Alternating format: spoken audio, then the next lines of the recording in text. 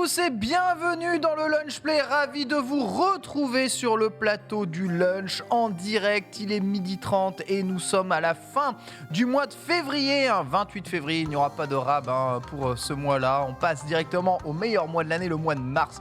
Bien entendu, pour multiples raisons que je n'évoquerai pas ici. Aujourd'hui, on va revenir évidemment sur l'actualité qui a marqué ce week-end avec beaucoup de choses, entre beaucoup de sorties vendredi soir et évidemment pas mal d'annonces durant ce week-end. On va avoir de quoi discuter. Ça sera aussi l'occasion de recevoir deux jeunes profession des métiers du vivant pour nous parler un tout petit peu de leur métier à l'occasion du salon de l'agriculture, puisque vous le savez, il a lieu jusqu'au 6 mars prochain. C'est toujours un plaisir dans le Lunch Play de recevoir des agriculteurs aussi, ou des gens qui sont dans les métiers du vivant pour nous parler un tout petit peu de leur parcours. Ce sera à 13h, mais je salue bien entendu tout d'abord tous ceux qui sont autour de moi, et notamment celle qui a assuré ce lunch durant cette semaine. J'ai bien envie de te relaisser. Oh non, tu vas manquer, te mettre là. Qu'est-ce que tu nous as manqué quand même. C'est trop gentil. Vraiment, très fort. Très fort ce bot. Tu sais, Tu nous as trop manqué, Ken. J'ai essayé d'avoir ces moments de touillage en ton honneur. Ah, c'est vrai, t'as essayé? Ah, j'ai essayé. Il y a eu des moments d'ailleurs où vraiment il y a des souris qui ont dansé fort là. C'est venu taper comme ça sur du Nintendo. Est-ce que t'as réussi à énerver Nanix un peu? Légèrement. Ça va? En ton absence, le lunch play s'est transformé en linge play. En linge play? Yep. Ah, vous avez lavé votre linge sale en direct ici. Bon, ça va. Alors, Je suis ravie de te retrouver en tout cas. La ligne éditoriale a été respectée. Il Je n'en doutais pas moins de la meilleure d'entre nous. Tu es bienvenue. Lox, à côté de toi, Reza est avec nous aujourd'hui. Bonjour Reza. Une fois n'est pas coutume le lundi finalement. Ouais, je sais pas, je suis là. Je sais pas pourquoi je suis là. On est là, on va parler aujourd'hui. C'est pas pourquoi t'es là? Si. Arrête de mentir. Je suis là pour parler jeux vidéo, comme tu m'as dit, C'est Ken, bien, évidemment. c'est On m'appelle pour jeux vidéo, parce qu'apparemment, je sais jouer aux jeux vidéo. C'est vrai. Voilà, on m'appelle pour ça. Et d'ailleurs, je vais dénoncer un petit peu en régie. Tu sais, pendant mon gassure, j'ai dit que je remplaçais le magnifique Ken Bogard. Et quand j'ai dit magnifique, il mettait un bruit de paix. Bon. Ah ouais? Après, j'ai redit magnifique, ils ont remis un bruit de paix. Là, j'ai redit Ken Bogard sans dire magnifique, ils ont rien mis. Et... Donc, voilà. Moi, je pense que tu dois régler tes problèmes avec les gens derrière après. Voilà, je voulais pas dénoncer, mais c'est comme ça maintenant en 2022. Moi, je pense que le vrai problème dans tout ça, c'est que tu regardes ma coupe de cheveux et tu dis que je suis magnifique. Je pense qu'il est là le problème. Au-delà de ça, bienvenue Bonbon Reza. Bitel est avec nous aussi. Bonjour Bitel, comment ça va? Eh ben très bien, retour du ski, heureux, un mois de mars qui s'annonce déjà bien chargé. Tout le monde est allé au ski au final. Bah écoute, alors tout le monde je sais pas, mais c'est vrai que Sunday on l'a vu aussi. La Sunday au ski, toi t'es au ski. Mais ça faisait longtemps. Juste avant, il y avait Ultia au ski. C'est vrai que oui, il y en a plein. Non, beaucoup de personnes vont au ski. Qu'est-ce que c'est que cette histoire de ski T'aimes là? pas le ski? Mais je n'ai jamais skié de toute ma vie. Attends, t'es team hiver et t'as jamais skié. C'est pour ça. Oui, alors, Non mais il ne comprend pas le plaisir du ski. Non mais Il l'a jamais fait. Je comprends très bien le plaisir du ski puisque c'est un plaisir essentiellement monétaire, puisque c'est un loisir pour les riches et qu'arrivé à 12 ans dans ma vie, l'argent, il n'y en avait plus dans le foyer. Donc les vacances au ski, c'était niette. Et ensuite après, il s'avère qu'à chaque fois que je vais au ski, il se passe un drame. Malédiction, ce que j'allais dire, c'est ton anecdote du retour. Le dernier coup, c'était le confinement. À peine arrivé, pour ma première fois au ski, c'était incroyable. Tout mon pouvoir d'achat, j'allais pouvoir louer des trucs. Confinement. Donc voilà, le retour immédiatement. J'ai fait ça sur la botte de neige. Mais bon, j'ai vu la neige en Écosse et c'était magnifique. C'était beau en tout cas, t'avais des stories de fou. Cela dit, ici, Butel, tout va bien de toute façon ici. Tout va très bien, voilà, on va se chauffer pour le mois de mars. On va chauffer pour le mois de mars. Au programme de ce Lunch Play, on va parler des annonces Pokémon, la 9e génération de Pokémon annoncée. Pourquoi est-ce que le Pokémon s'appelle Écarlate et Violet? Ça ne veut rien dire du tout. On vous expliquera tout évidemment dans ce Lunch Play. Les tests du Steam Deck sont tombés. Vous avez probablement pu voir le pré-test de Nanix dans le récap qui a été rediffusé juste avant ce Lunch Play. Les tests sont tombés à la fois sur tous les sites de tech, mais aussi sur JV. On ira regarder si l'outil en vaut l'achat. Puis enfin, on recevra évidemment nos invités des entrepreneurs du vivant. Charlotte et Gauthier viendront répondre un tout petit peu à nos questions et présenter leurs métiers liés à l'agriculture. Vous allez voir, ils sont En tournée dans le camion L'Aventure du Vivant pendant 3 jours sur le salon de l'agriculture qui se tient actuellement. On reviendra ensuite à la revue de presse avec des news sur Smash Bros, des news sur le Tokyo Game Show et des news liées au Steam Deck, quoi qu'il arrive. Pas mal de choses à discuter au cours de ce lunch play. Avant ça, petit traditionnel tour de table, sur ce à quoi vous avez joué ce week-end, bien entendu. Ici, je suppose que ce week-end, vous avez probablement joué à Elden Ring. Ça va être l'objet d'un de nos dossiers aujourd'hui. Donc, pas besoin de nous parler avant de faire ça. J'ai joué à d'autres jeux aussi. Globalement, tu as joué à d'autres... Attends, tu as réussi à jouer à d'autres jeux alors qu'il y a Elden Ring. Comment tu fais? Bien sûr. Mais attends, mais tu joues 24 heures sur 24, 7 jours sur 7, c'est pas possible. Mais non, c'est pas vrai, Ken. Justement, en fait, j'étais en famille ce week-end, donc j'ai pas pu beaucoup jouer, techniquement. Enfin, beaucoup, ça dépend ce qu'on appelle beaucoup. J'ai pu caser, on va dire, 20 heures sur 3 jours. C'est pas mal. Je sais que mes collègues qui ont eu le jeu vendredi sont déjà à 45 heures. Ouais. Donc, j'ai un peu la moitié de ce qu'ils ont. Mais j'ai fait en sorte de jouer. Et puis, tu sais, moi, quand la session devient trop longue, il faut que je coupe. Je peux pas faire une session de 10 heures sur Elden Ring, tu vois. Enfin, sur même les jeux en général. C'est long après. 10 heures de jeu. Ouais. C'est sur long. Donc, je découpe un peu dans la journée, un petit peu le matin. Je fais ma journée, je reviens un peu en fin d'après-midi, je reviens le soir ensuite. Le sport. Ouais, le sport, la famille surtout. La famille. J'ai une famille. T'as une famille. Donc je vois des gens. S'occupe de sa famille. Je vois des gens, je vois des tantes, des oncles, des nièces, des neveux. Formidable. Donc voilà, il y avait Elden Ring, mais c'était pas la priorité du week-end, mais on a quand même beaucoup joué, on en reparlera tout à l'heure. J'ai continué à jouer à Getsu Fumaden, le roguelike auquel je joue toujours. J'ai une vingtaine d'heures dessus. Si, mais il y a plusieurs niveaux de difficulté. Ok. Du coup, tu débloques le niveau de difficulté, tu débloques, il me reste le dernier à finir, je crois. Et là, c'est bon, on attend le mois de mars qui arrive fort avec Gran Turismo 7 que j'attends, et le FF Origins que j'attends. Donc ça va, je pense que là on est sur 3-4 mois de bonnes sorties. 2022 sera très bien niveau jeu vidéo par rapport à 2021. Ouais, j'avoue, c'est vrai que là va s'enchaîner les sorties. Lox, un autre jeu à part Elden Ring ce week-end? J'ai continué quand même un peu de Lost Ark parce que... quand même, je voulais pas le laisser totalement à l'abandon après y avoir investi autant de temps. Est-ce que tu penses qu'un jeu en chasse souvent un autre? Complètement. Ouais. T'arrives pas à t'accrocher à un jeu? Parce que moi, par exemple, je m'accroche. Pokémon Arceus, je le lâche pas depuis qu'il est sorti, tu vois. Non, mais moi, c'est depuis le Game Pass, en fait. Ah ouais, ça fait lâcher des jeux. Je suis tellement en train de me dire, oh là là, je voulais tellement me faire celui-là, et celui-là, et celui-là, et celui-là. Et en fait, je les binge. Faut dire ce qui est, je les binge. Moi, tu les binge. Je passe un super bon moment. Et j'ai à peine eu le temps de digérer que je suis déjà en train de Tu les désinstalles à chaque fois les jeux ou pas? Pas toujours. Je sais que j'ai même pas désinstallé Psychonauts 2 en fait, parce que je voulais le 100%. Ah ouais, j'avoue. Et c'est ce que je faisais avant. Je consommais comme ça. Moi, c'était 100% platiné ou rien. Et en maintenant, fait, tu vas voir les crédits de fin et non, je termine. Ça ferme le jeu. ouais, non, mais en vrai, je trouve ça un peu difficile. On a eu une discussion un peu là-dessus sur le changement et l'évolution de nos modes de consommation.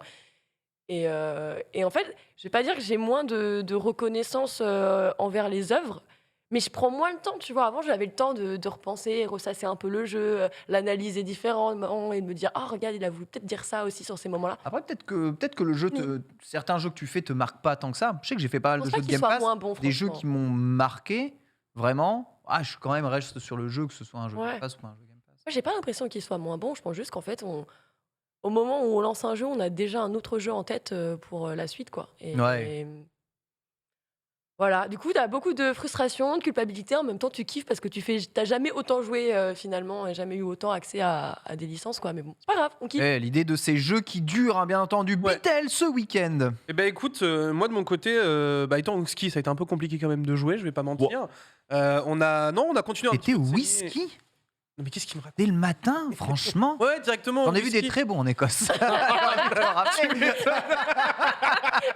tu bois de l'alcool, toi? Pas du tout. J'allais dire, ça m'étonne. J'en ai vu des bons, tu vois, je les ai vus. Tu as vu qu'ils étaient bons. Ils avaient l'air d'être bons. En tout cas, ils avaient l'air d'être. Il a vu l'alambic, il était en mode waouh. Ça serait trop lourd. Mais non, évidemment, on a bien tabassé encore Pokémon Arceus dans le train. On a joué un petit peu à Dokkan Battle sur mobile parce qu'il y a pas mal d'actu dessus.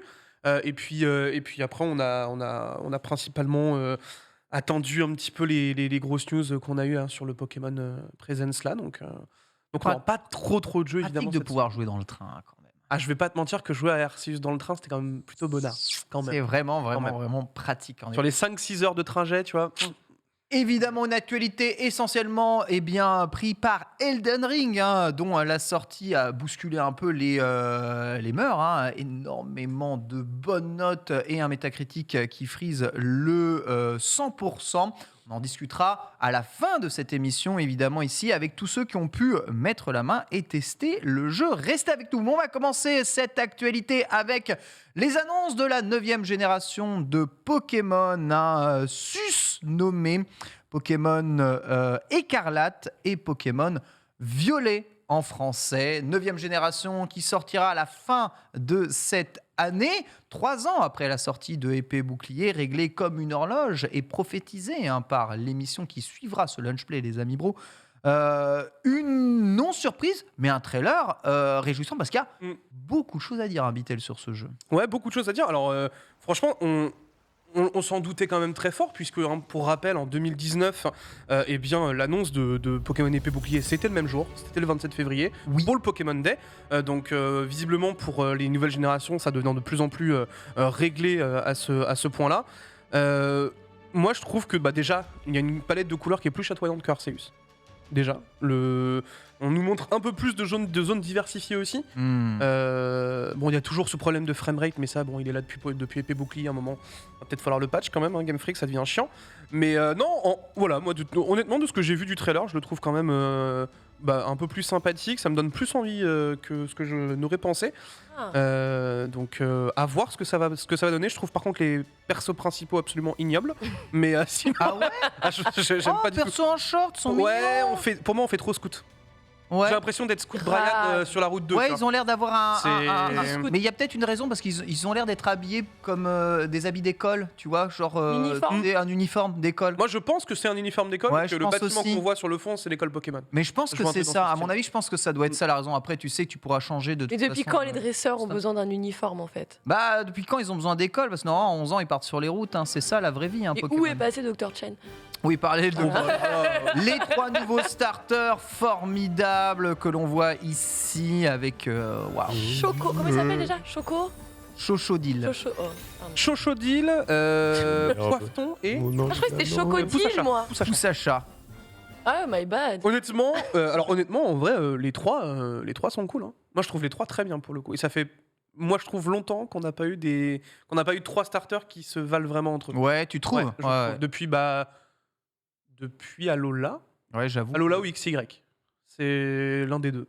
Mais là, ça fait plaisir de revoir en tout cas des 3 starters qui font envie. Moi, je mets ma petite pièce sur le canard. Petit canard, évidemment. Toujours choisir son starter, c'est important. Donc, parmi les promesses chez Game Freak, un full monde ouvert Pokémon. Ouais. Donc, une première après le test des terres sauvages en précédente génération. Après le test de Arceus qui est 5 maps ouvertes, là on veut faire le full monde ouvert pour Pokémon. Donc finalement Arceus ressemble quand même un peu à une bêta de ce Pokémon quelque part, puisque si on en regarde les assets, il semblerait que ce soit littéralement les mêmes moteurs, mêmes assets de la PlayStation 2.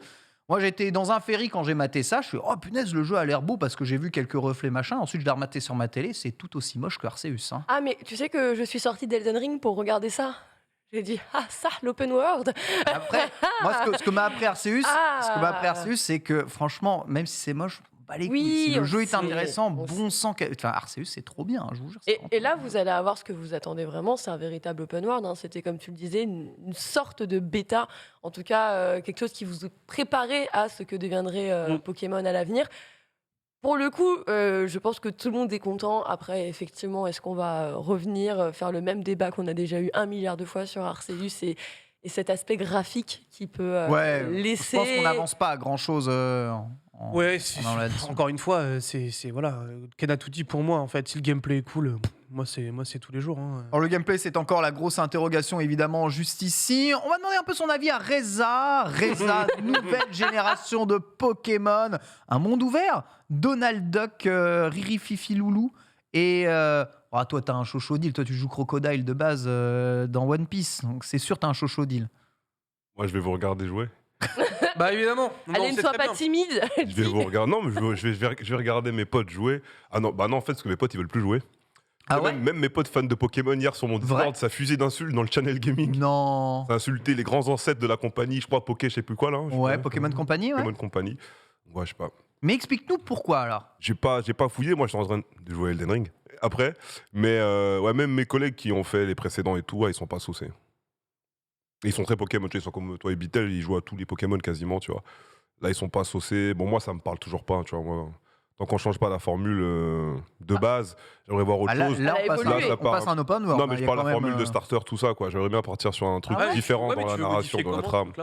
Moi, je sais pas, c'est pas à moi de le faire, mais si on me propose autre chose, déjà, je pourrais. Non, mais si on me propose autre chose, ça pourrait m'intéresser. Je veux dire, là, la formule, moi, elle me parle pas. Maintenant, à part certains fans, il y a d'autres fans, ça leur parle plus non plus. Voilà, comme j'ai dit, moi, spectateur.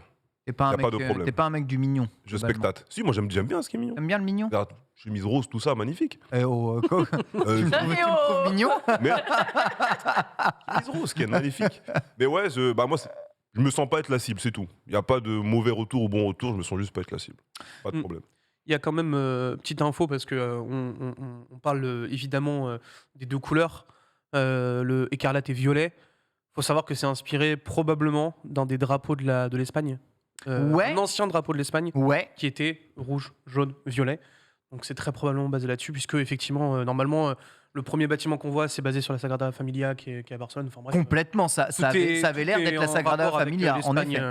Donc on est probablement là-dessus. La map que l'on peut voir même dans le trailer, une map à un moment que le mec qui surveille avec sa lampe vise, nous montre l'Espagne et les Baléares du coup juste à côté. Donc ça semble être l'Espagne qui est la source d'inspiration principale. Après l'Angleterre, après la France, l'Espagne qui vient. Donc on commence à peindre un peu tous les pays européens au fur et à mesure, comme on a dépeint les différentes régions du Japon au début de l'ère de Pokémon. C'est assez intéressant de voir en tout cas où est-ce que Pokémon se déplace et surtout cette formule open world. Comment vont-ils gérer leur système, sachant qu'on promet aucune limitation dans les villes, pas de temps de chargement, les villes sont là dans le monde comme le monde est dans le monde, les Pokémon sont partout. Est-ce que, à la manière donc d'un Breath of the Wild ou à la manière d'un Elden Ring, il n'y aurait aucun chemin à suivre et vous pouvez aller chercher vos badges, vos Pokémon.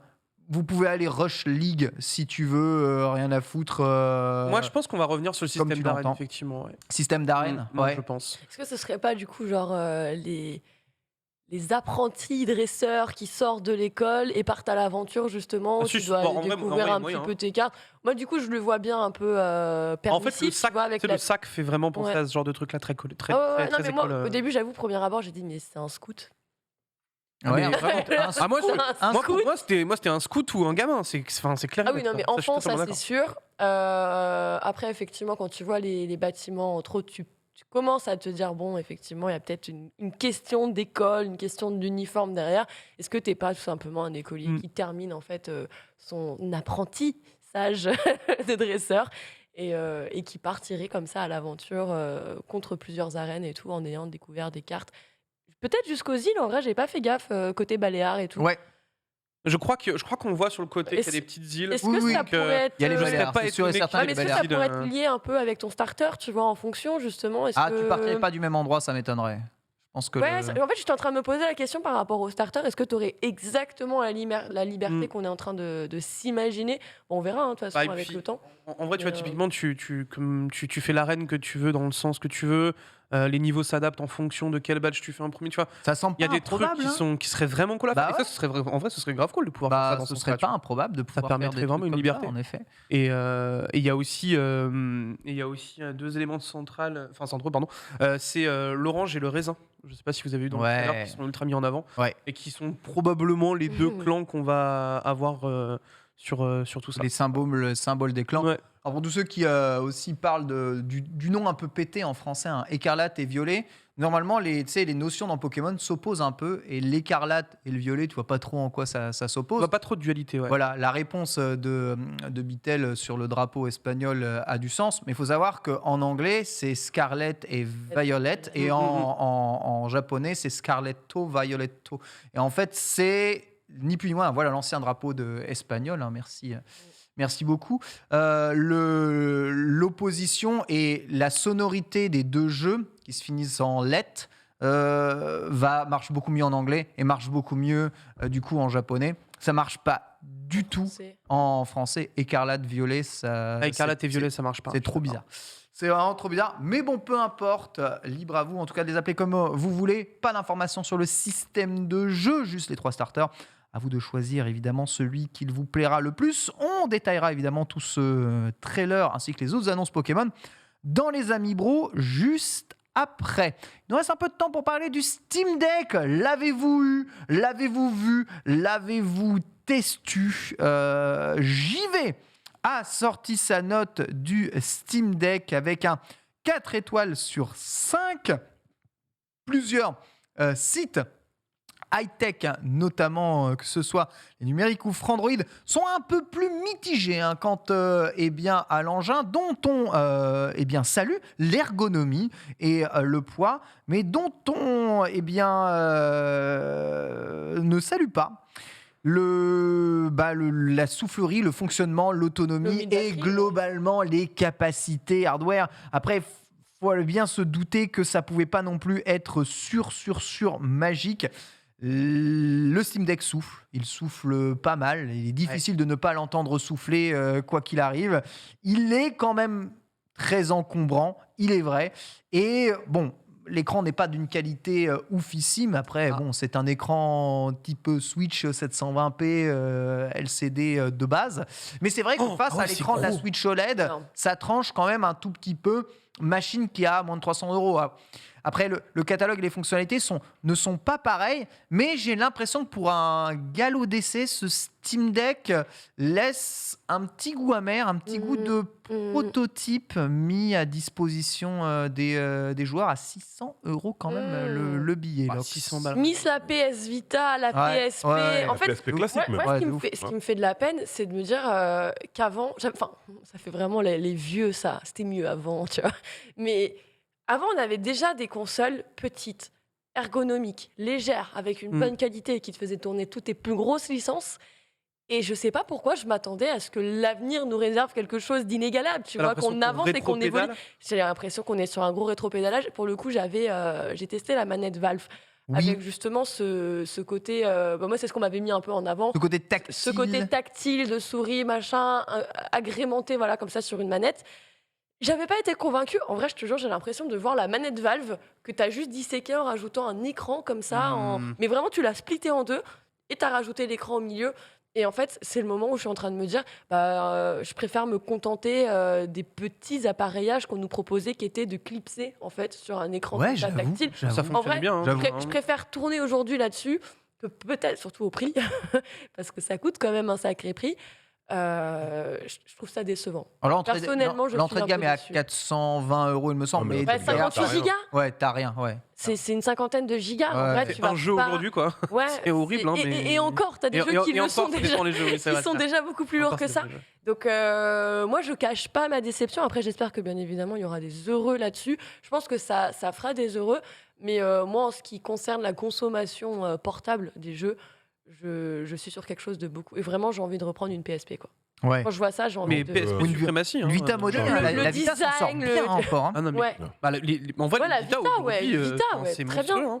Ne serait-ce qu'avoir son écran OLED sur une Vita de l'époque. C'est vrai. C'était incroyable, ça, déjà. Je suis un peu du même avis. Après, moi, j'ai pas été Vita. J'ai plus resté sur les PSP classiques. Ouais. Mais du coup, la PSP, c'est il y a très longtemps. C'est 2005, quand on y repense. On faisait déjà pas mal de trucs dessus, des trucs de droïdes aussi notamment, mais on qui avait nous permettaient les films, la musique, les jeux, voilà, on avait tout. Qui nous permettaient quand même d'aller aussi loin. Et je trouve que c'est dommage de sortir le Steam Deck qui est censé être une console portable en kit. Pourquoi je m'explique? Parce que comme tu as dit, il y a une entrée de gamme.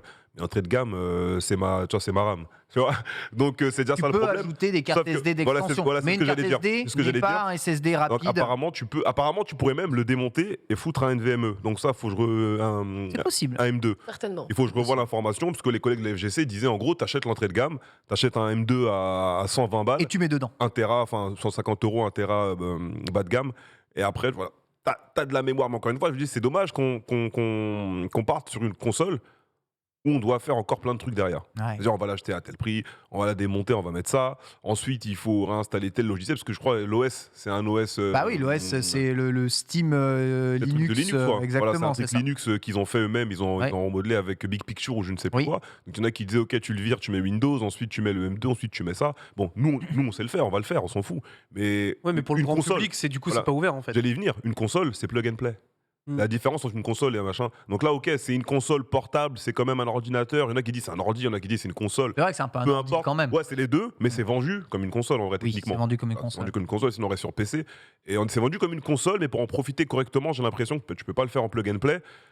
Donc je sais pas où ça va aller. Et moi, dans tous les cas, de base, j'étais pas spécialement convaincu parce que je joue pas sur portable. Depuis la PSP, je joue plus sur portable. Donc mitigé aussi. Faudrait qu'on teste. Normalement, elle est au bureau, donc j'essaierai de voir si je peux tester à l'occasion. Mais mitigé. Le fait que ce soit encombrant, l'autonomie. On est sur pas quoi en termes ouf. d'autonomie? Bah, entre 1h30 et 6h, mais c'est ce genre de jeu-là. Si tu, Ah ouais. Comment si- ça, entre 1h30 Bah, et parce que 6 si heures tu- C'est quand même une belle C'est fourchette. normal, mais c'est normal. Littéralement, Bassine. littéralement, si tu joues, ouais, littéralement, si tu joues à Pong, Oh, bordel. tu vois, Il se passe bah, rien. tu vas rien consommer, tu vois. Par contre, si tu lances entre guillemets un vrai jeu, Un jeu de tu maintenant. lances Forza Tu lances Horizon, Elden Ring. C'est fini. 1h30. Voilà. Ouais, mais non. En fait, c'est un jeu. En fait, c'est oui, une bah console non, pour les les jeux gars, indés, c'est Donc- tout quoi. Donc, comme tu as dit, tu prends ton TGV 5 heures, t'es à Pas la fin mort. du jeu. Oui, non, mais alors t'as une prise quand même. Oui, il y a une... Oula. Il y a des TGV. Il y a des C'est- TGV à C'est côté, hein. c'est vrai qu'en France, non, c'est vrai. C'est qu'on a vrai, c'est certains vrai qui que t'en as j'en pas. ai Elle est trop déjà habituée eu. au Thalys, Vous n'avez pas. Laura.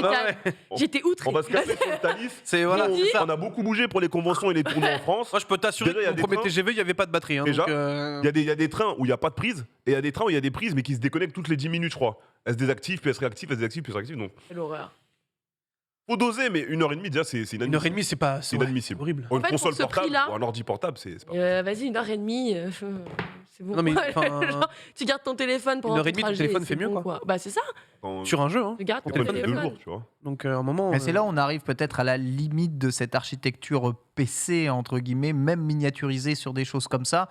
C'est quoi qu'il arrive, on, Ok, ouais, donc il y a Talon du cul qui a confirmé, excuse-moi, va Ken. consommer. Hein. God of War, donc 1h30. Ouais. Et Dead Cell, 6h. Dead Cell 6h. Ouais. Du coup, en gros, on va jouer à nos petits roguelikes Ouais, c'est 2D. ça. En gros, tu Y a joues à pas des de- jeux y a en pas D, de quoi. souci. Auquel tu peux jouer déjà à Mais- Tu 6 prends heures. Isaac, tu prends. Ah, mais tout ça, tu peux y jouer sur Switch.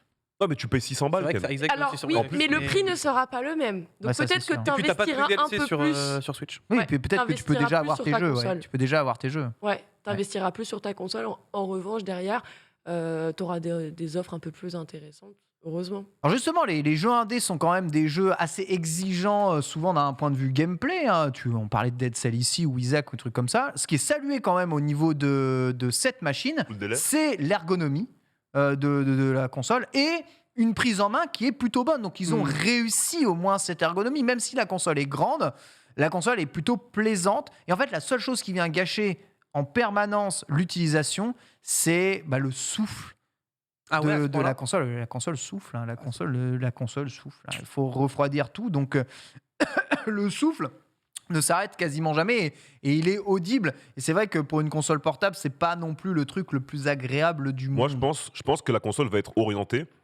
et je pense qu'elle ira mieux avec les gens finalement qui vont jouer en, je me permets le mot, docké. Tu vois, parce que Oui, bien vu qu'on sûr. parle, vu qu'on parle d'une heure Ouais. et demie, 2 heures sur des jeux actuels, si c'est que pour jouer à de l'indé dans des longs trajets autres, t'as déjà, je pense, la Switch qui le fait. Et si tu veux profiter autrement, et je pense que ça va beaucoup s'adresser à un public qui va jouer en fixe, mais bon, si tu joues en fixe avec, c'est quoi la plus-value? Peut-être pour nous, les organisateurs de tournois, jeux vidéo, de combat, tout ça. On s'est toujours posé la Je sais question. pas. Hein. Je vais revenir sur ce que tu disais sur le côté bidouillage de la console. Franchement, moi, je le vois. Moi, je vois son premier public étant en fait les premiers bidouilleurs. Est-ce que les bidouilleurs, un peu au même titre que les modeurs, ne viendraient pas en fait arranger cette autonomie de batterie, arranger un petit peu tout ce qui pourrait déranger. Après, vous savez, Aujourd'hui, quoi. il y a déjà des consoles chinoises qui sont vendues avec le même genre d'ergonomie, qui font déjà tourner des tas et des tas de jeux sur lesquels tu peux déjà Ouais. installer des partitions de Linux.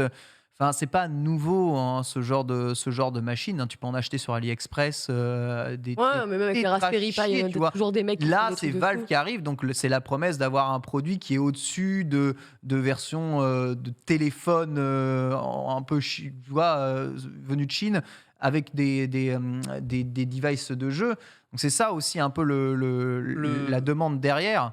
Puis ça demande quand même près de 600 € pour avoir la machine. Le la machine. dock, il est inclus ou pas? Le dock, il n'y a pas de dock dedans Il y a pas pour de- le moment. Non, Ok, le dock d'accord. n'est pas encore sorti, Parce que, il me semble. ça va être Ça, intéressant, ça aussi, si à un moment le dock il arrive, en fonction de comment il est vendu, tu vois. Mais après, je me dis, bon, tu commences à arriver à 400 et quelques euros sur la Pour formule de base, brancher tu un prends mini un PC dock en sur ta... plus, En vrai, autant acheter une En vrai, de vrai. PS5, tu veux brancher ton Steam Deck sur ta télé alors que tu peux très bien faire... brancher ton PC. Ouais, en fait, tu peux juste renvoyer ton PC sur ta télé, tu vas pas te faire chier à avoir un truc à 500 balles juste Ah pour non, non, ça. mais c'est... Genre, Y a pas de vraiment, souci là-dessus, mais, c'est... Chacun. Après, chaque chose suffit sa peine. Ah, on Ah. dit que c'est bel et bien un coût supplémentaire pour avoir le deck. Oui, le dock, c'est Bah en ouais, plus. mais C'est plus tard. parce que ça m'étonne pas, parce que tu as déjà la possibilité d'envoyer Steam sur ta télé. Donc en vrai, En vrai, te faire acheter la console pour l'utiliser de cette façon-là, je trouve un Ouais. peu ça, frère.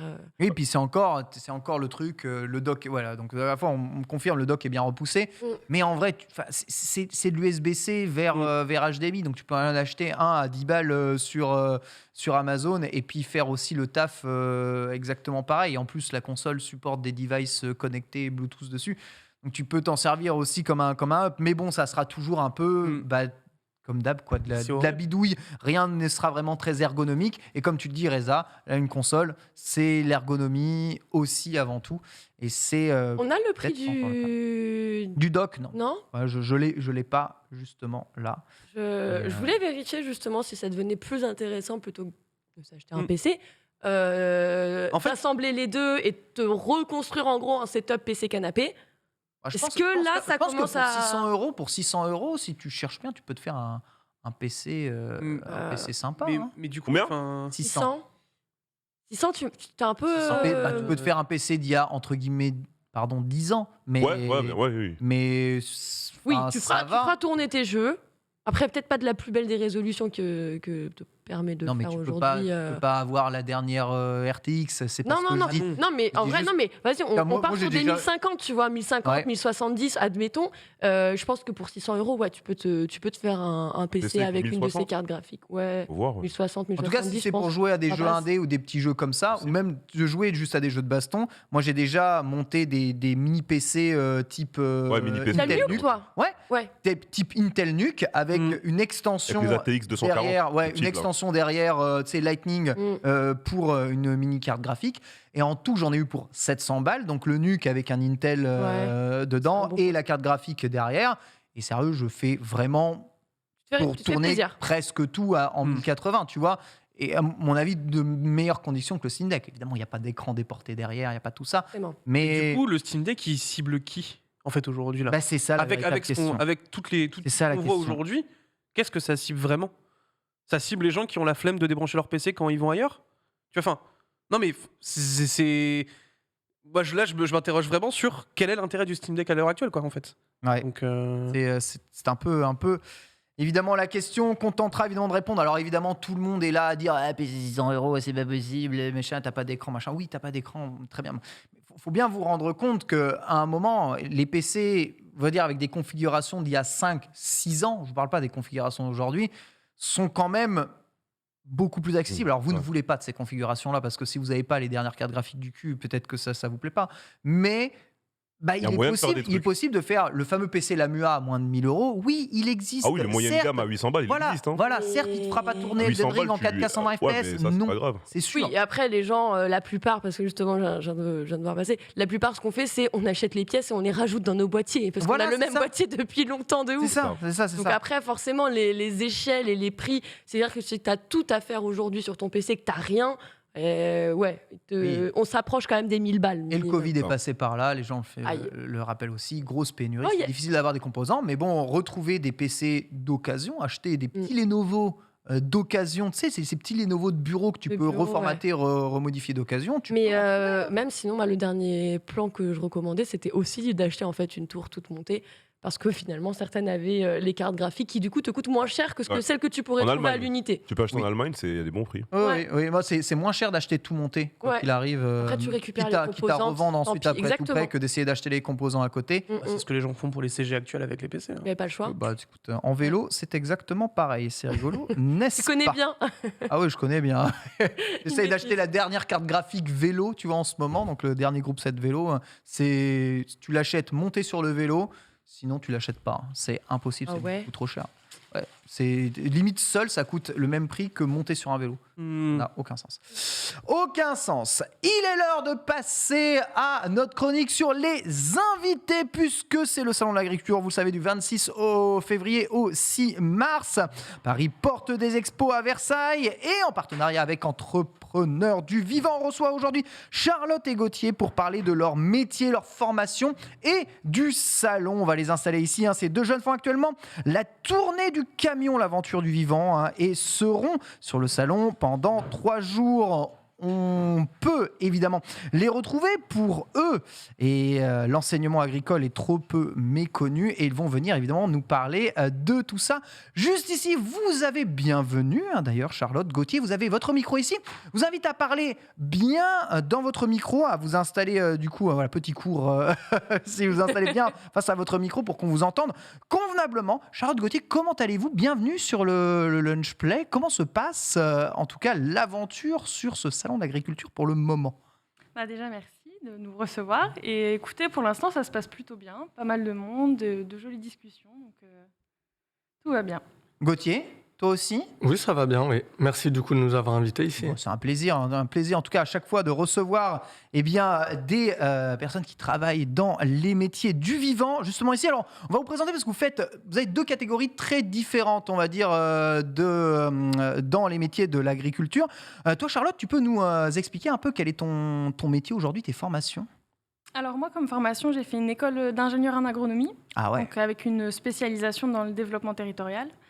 Donc voilà, puis pour l'instant, je suis du coup animatrice sur la campagne L'Aventure du Vivant. Donc je suis la tournée, le projet, le programme. Ça consiste en quoi? Tu animes toutes les activités sur tes déplacements avec le camion sur le salon de l'agriculture? Ça, en fait, l'Aventure du Vivant, ils ont mis en place un énorme camion, un semi-remorque, qui se déplace dans toute la France, donc à raison d'à peu près 3 à 4 villes par région. Donc on fait le tour de France et on anime autant que ce soit les jeunes qui viennent avec les classes et on reçoit des groupes scolaires, on leur présente toutes les formations, ou autant du grand public, donc des gens intéressés, ou juste des gens qui passent par ici, qui se demandent ce que c'est. Donc voilà. Une bonne réception du public? Oui, une bonne réception. Franchement, ils sont souvent étonnés, ils ne pensent pas qu'il y ait autant de formations disponibles, ils sont souvent surpris.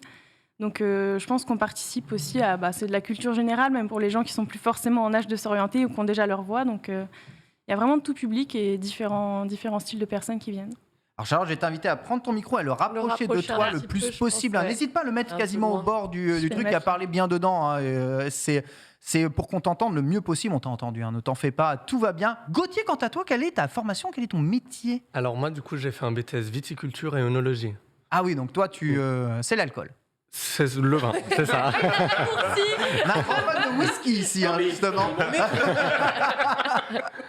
Dans la sauce. C'est ça, donc plutôt spécialisé dans le vin. Mais après, voilà, on aime tout, on découvre tout. Voilà. Et ton rôle sur l'aventure du vivant? Alors du coup, comme Charlotte, je suis animateur, donc on présente les différents ateliers dans le camion et on explique un peu les métiers de l'enseignement agricole aux classes du coup qu'on soit dans le camion. Ouais, il y a trouvé qu'il y a un manque aujourd'hui peut-être de communication, de connaissances sur les métiers du vivant de manière générale. En fait, généralement, quand on parle d'agriculture, les gens ont tendance à penser travailler dans les champs. Oui, c'est ça. Voilà, alors qu'en fait, pas du tout. Ça englobe énormément de secteurs différents. Donc ça peut être tout ce qui est agroéquipement, les métiers même d'aide à la personne, où on va vraiment aider les personnes âgées, certains métiers du commerce aussi, qui sont liés en fait à l'enseignement agricole. Donc c'est pas que les champs, mais c'est souvent l'image en fait qu'on s'en fait. Ouais, j'avoue que quand on fait des métiers du vivant, on a cette idée, nous, c'est Farming Simulator, on a les gros tracteurs, les gros machins. Mais Comme ton raccourci vin alcool, tu vois, la même. Mais beaucoup de personnes des métiers du vivant n'ont pas de tracteur ni rien, ils travaillent juste la terre, ils travaillent juste avec les mains en fait, ou avec des machines, comme on a pu le voir vendredi avec des machines, aussi. Exactement. Donc, j'avoue que c'est très stylé. Qu'est-ce qui vous avait fait choisir cette voie-là exactement? Alors, pour moi, personnellement, c'était un peu un concours de circonstances. Voilà. C'est vrai que des fois, on est au lycée, on ne sait pas forcément quoi faire. Donc, moi, je m'étais orientée vers une classe préparatoire en me disant ça me laisse encore plein de portes ouvertes, le temps de voir. Tu as fait prépa générale ou prépa intégrée directement dans une école? Prépa générale. Prépa générale, d'accord. Prépa générale, la BCPST, donc la prépa qui est à plus axée biologie. Donc, qui mène au concours surtout véto et agro, donc agronomie ou vétérinaire. Et voilà, je me suis renseignée au fur et à mesure en étant en prépa des écoles auxquelles je pouvais accéder. Et je me suis dit, l'agronomie, ça me plaît bien, c'est un secteur qui me plaît bien. Puis après, de même, une fois dans l'école, en fait, on commence par des cours généraux avant de se spécialiser, que ce soit justement dans le commerce, dans le marketing, dans l'agroalimentaire, dans le développement territorial. Donc, de fil en aiguille, j'ai trouvé ma voie et je suis arrivée dans le développement territorial. Avec ce métier, tu peux travailler à la fois sur site, dans des champs, dans des fermes agricoles ou en entreprise. Il y a des entreprises aussi qui recherchent comme ça ces métiers issus de formation agricole. Alors oui, ça va être avec la formation ingénieur, on est un peu moins technique. Donc on va dire gérer une ferme. Précisément, moi, c'est pas vraiment mon domaine. D'accord. Mais en développement territorial, on peut partir vraiment. Il y en a qui sont partis même plus vers l'urbanisme, sur développer des projets d'alimentation locale ou même de mobilité douce dans les milieux urbains. Ah ouais. Voilà, c'est parti. On peut vraiment toucher un petit peu à tout. Ah, c'est top. Je me doutais pas que ça pouvait aller jusque-là. Toi, Gauthier, comment tu as choisi cette voie ? Alors, moi, à la base, je voulais travailler dans une distillerie, en fait, pour faire du rhum. Ah ouais. Et du coup, Amen. C'est ça. Efficace. Et du coup, en me renseignant un peu, j'avais vu qu'en fait, avec le BTS viticulture et œnologie, par le biais du coup de l'œnologie, on pouvait On peut tout faire. Voilà, par extension, travailler dans des distilleries. Donc j'ai un peu fait ça sans savoir où j'allais. Et c'est là que j'ai découvert en fait le milieu agricole qui était super cool et c'est vraiment quelque chose qui m'a plu, quoi. Vous êtes issus de famille agricole ou pas du tout, tous les deux ? Alors, pas du tout. Pas du tout. Pas du tout. Ni l'un ni l'autre. Alors moi, mes deux parents sont profs. Ah Du coup, ouais. ça n'a vraiment rien à voir.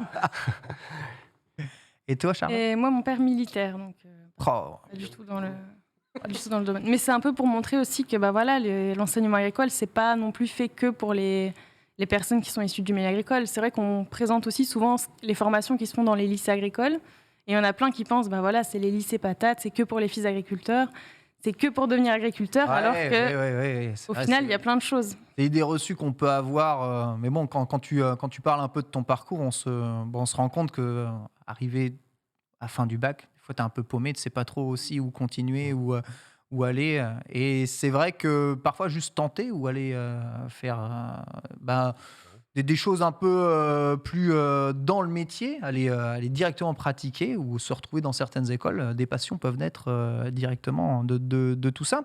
Et vous êtes là justement pour nous en parler. Est-ce que vous pouvez nous parler justement un peu de ce trajet que vous faites avec le camion de l'aventure du vivant ? Ça consiste en quoi ? Et globalement, vous allez à la rencontre de qui et d'où ?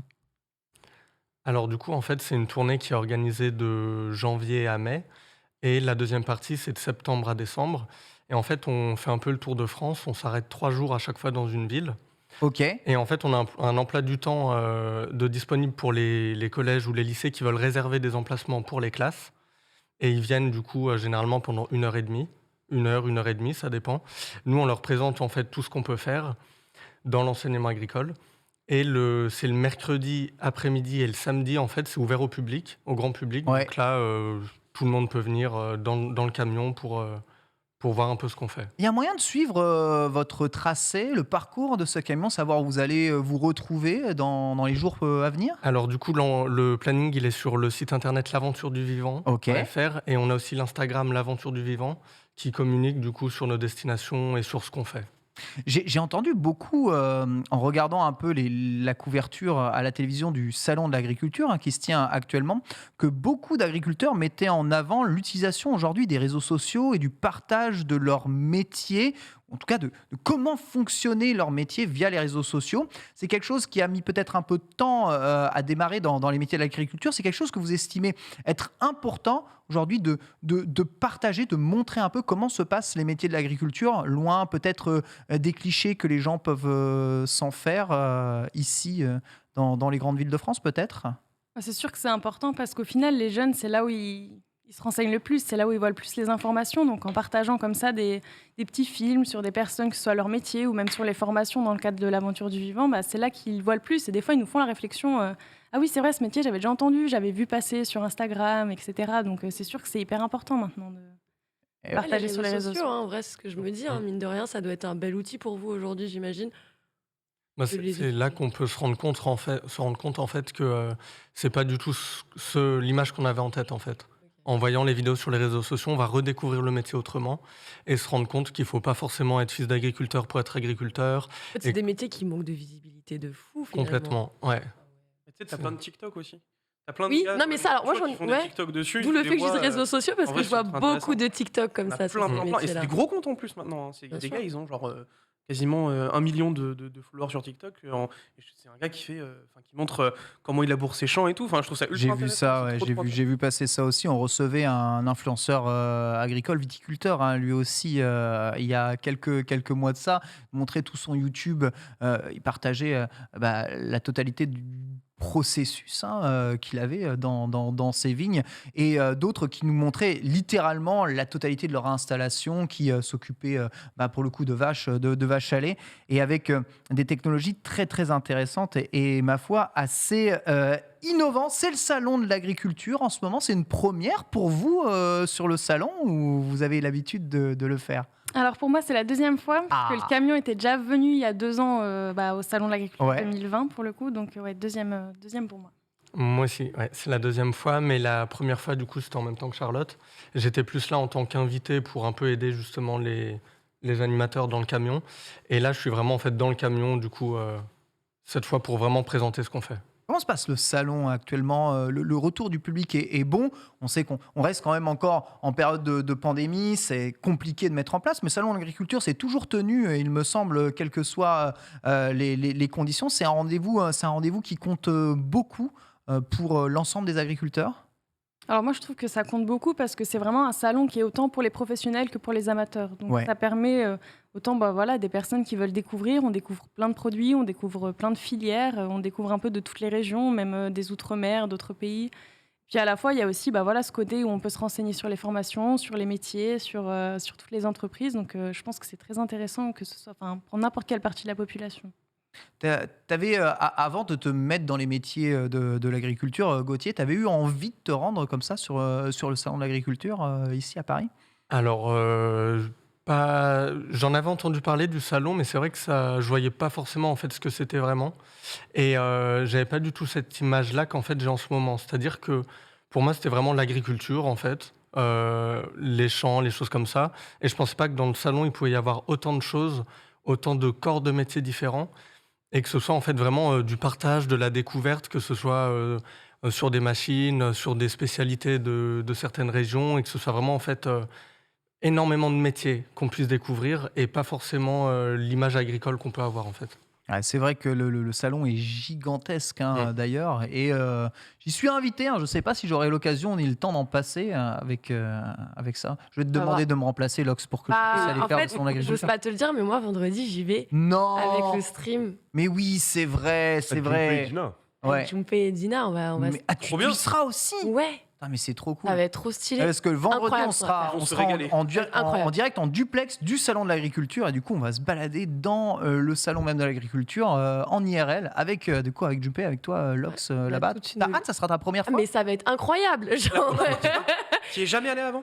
Ah si, moi j'ai déjà été. Ah attends, c'est que si, moi j'ai déjà été au salon de l'agriculture. J'ai déjà mangé du fromage là-bas. Je viens de Tours. Un bon Tourangeau qui se respecte a déjà mis les pieds au salon de l'agriculture. Non, moi je suis archi contente de pouvoir. Par contre, ce sera la deuxième fois pour moi aussi, donc je vais vous rejoindre de ce côté-là. Non, mais ça va être incroyable. On va avoir une liste d'ingrédients à aller retrouver sur le salon pour les cuisiner le soir directement ici. J'avoue. Toi, tu vas surtout pour la nourriture, hein. Non, nous la fais pas. Du tout. Non. Moi, j'y vais avant tout pour l'aventure humaine. Ah ouais? N'hésitez pas à passer à l'aventure du vivant quand même. Bah ouais, j'avoue. Ouais, mais on compte venir de toute façon tous vous revoir. Ne pas nous rater, c'est un énorme camion orange, orange comme ce polo. Ce polo. On est placé devant le pavillon 2.2. Ouais. Ok, donc je vois où. Okay. Ce qui est culture animale et végétale. C'est ça. De toute façon, on va aller voir les animaux, c'est obligé. Donc on passera forcément obligatoirement devant vous, on viendra vous dire coucou. Évidemment, on viendra vous rendre visite. C'est très étrange, j'ai jamais fait le salon de l'agriculture. Alors jamais je suis issu du milieu agricole pur, au fin fond du trou du cul de l'Aube, et j'ai rien à faire. Mais parce qu'aller sur Paris, quand on était jeune, c'était très intimidant. Et les seules raisons qui nous faisaient aller sur Paris à l'époque, c'était soit des concerts un peu huppés, mais souvent c'était les parents qui allaient, ils n'amenaient pas les enfants, ou alors Roland Garros. Ah oui, d'accord. Et disons que le bois de Boulogne, on est un peu loin du salon de l'agriculture. Moi, je crois qu'il y a du vin qui est fait au bois de Boulogne. En tout cas, il y a du vin qui doit être fait peut-être à Montmartre. Ouais, c'est à Montmartre. Enfin, à Montmartre. Ils ont quelques hectares de vignes et ils font du vin à Montmartre. Ça, c'est ouf. Ouais. Quand même. Incroyable. C'est un truc de ouf. Sinon, finalement, des champignons, des champignons de Paris. C'est vrai qu'ici, mais ça fait plaisir. Est-ce que vous avez un message à passer, peut-être à tous ceux qui nous regardent et qui sont un peu dans le doute au niveau de ce qu'ils vont faire plus tard dans l'avenir, ou sont actuellement dans un flou de formation, dans un flou d'orientation, pour les attirer vers les métiers du vivant, justement? Déjà, il faut se renseigner. Si notre camion passe près de chez eux, il ne faut vraiment pas hésiter à venir parce que dans tous les cas, on aura des créneaux ouverts au public. Et même si au final, on dit souvent, si ce n'est pas forcément les métiers qui vous intéressent, c'est de la culture générale. Et puis ça permet justement peut-être à d'autres personnes qui souhaitent s'orienter de voir ce qui se fait. Et pour les gens qui sont au salon, faut vraiment pas hésiter aussi à nous voir sur le salon. Donc, soit nous, l'aventure du vivant, mais il y a aussi le stand des entrepreneurs du vivant, donc qui concerne plutôt les métiers. Tout à fait. Qui est au hall 4 pour le coup. Et il y a aussi une boucle immersive où on peut voir un peu comment fonctionne, se sentir un peu plus dans la place de la personne qui travaille. Donc, essayez de nous rencontrer, ou que ce soit n'importe quel type de métier, tout ce qui est porte ouverte, ou vraiment se renseigner. Je pense qu'il y a plein de choses, que ce soit sur les réseaux sociaux, comme on disait, ou sur les sites internet. Pas hésiter à regarder parce qu'il y a plein de métiers qu'on peut découvrir et ça peut donner des idées. Voilà, entrepreneur du vivant, qui peut vous aider justement à trouver votre voie ou à vous présenter des métiers dont vous n'avez peut-être pas idée, qui seraient peut-être dans votre formation. On sait, papa, maman vous dit il faut être vétérinaire, médecin ou avocat. Sachez que dans la vraie vie, il faut surtout faire ce qui vous plaît. C'est difficile de savoir ce qui vous plaît si vous n'avez pas expérimenté tout plein de choses autour de vous. Merci beaucoup Charlotte et Gauthier d'être venus nous parler de tout ça. On vous retrouve sur le salon de l'agriculture via le camion de l'aventure du vivant. Vous y êtes jusqu'à vendredi, samedi. Vous repartez quand exactement? Alors jusqu'au dernier jour. Ok, donc vous restez vraiment toute la semaine sur le salon de l'agriculture. Et ensuite, votre prochaine destination, ce sera quelle ville? Alors on part dans les Hauts-de-France en commençant par Arras. Par Arras, formidable. Et bien voilà, vous pourrez les retrouver à Arras. Quoi qu'il arrive, vous avez, vous le savez, le hashtag Entrepreneur du Vivant, le site Entrepreneur du Vivant et bien les réseaux sociaux, et ainsi que le site L'Aventure du Vivant pour retrouver toutes ces informations. Merci beaucoup Charlotte et Gauthier d'avoir été nos invités ici aujourd'hui, et on vous souhaite un bon salon de l'agriculture. On viendra vous rendre visite vendredi. Parfait, merci. À bientôt alors. Merci beaucoup. Bonne journée. Bonne journée, merci. Tu as hâte, Lox, de pouvoir aller te balader sur le salon. Essayer des choses. Ouais. Lox, elle va être entre toute la je vais vous épuiser. Je vous jure que vous serez KO pour moi ce week-end. Lox qui va rentabiliser la visite. Reza, est-ce que tu dirais que tu es issu d'un milieu agricole, toi? Mes grands-parents, ouais, pas moi. Tes grands-parents? Ouais, mes grands-parents. Mes grands-parents sont villageois. Ouais. À la base, mes grands-parents sont villageois, ne savent pas lire et écrire et possèdent des terres au Congo. Du coup, mes deux parents aussi sont nés au village, donc faisaient tout par eux-mêmes à l'époque.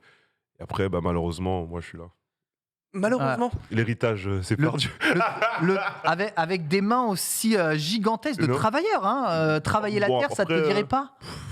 Ouais, on sort les tubercules de manioc au bled. Comment ça s'appelle encore? Les cannes à sucre. Ça découpe dans les arbres à coups de machette. Ça fait longtemps que je l'ai pas fait. Toi, globalement, tu fais la récolte. Tu prends le loot. Voilà, c'est ça, je loot. Par contre, le farming, c'est pas ton truc. Pas trop. Les autres farms, toi, tu lootes. Le plus relou que j'ai fait, ça doit être, je pense, retourner la terre avec la houe pendant plusieurs jours d'affilée, pendant plusieurs journées.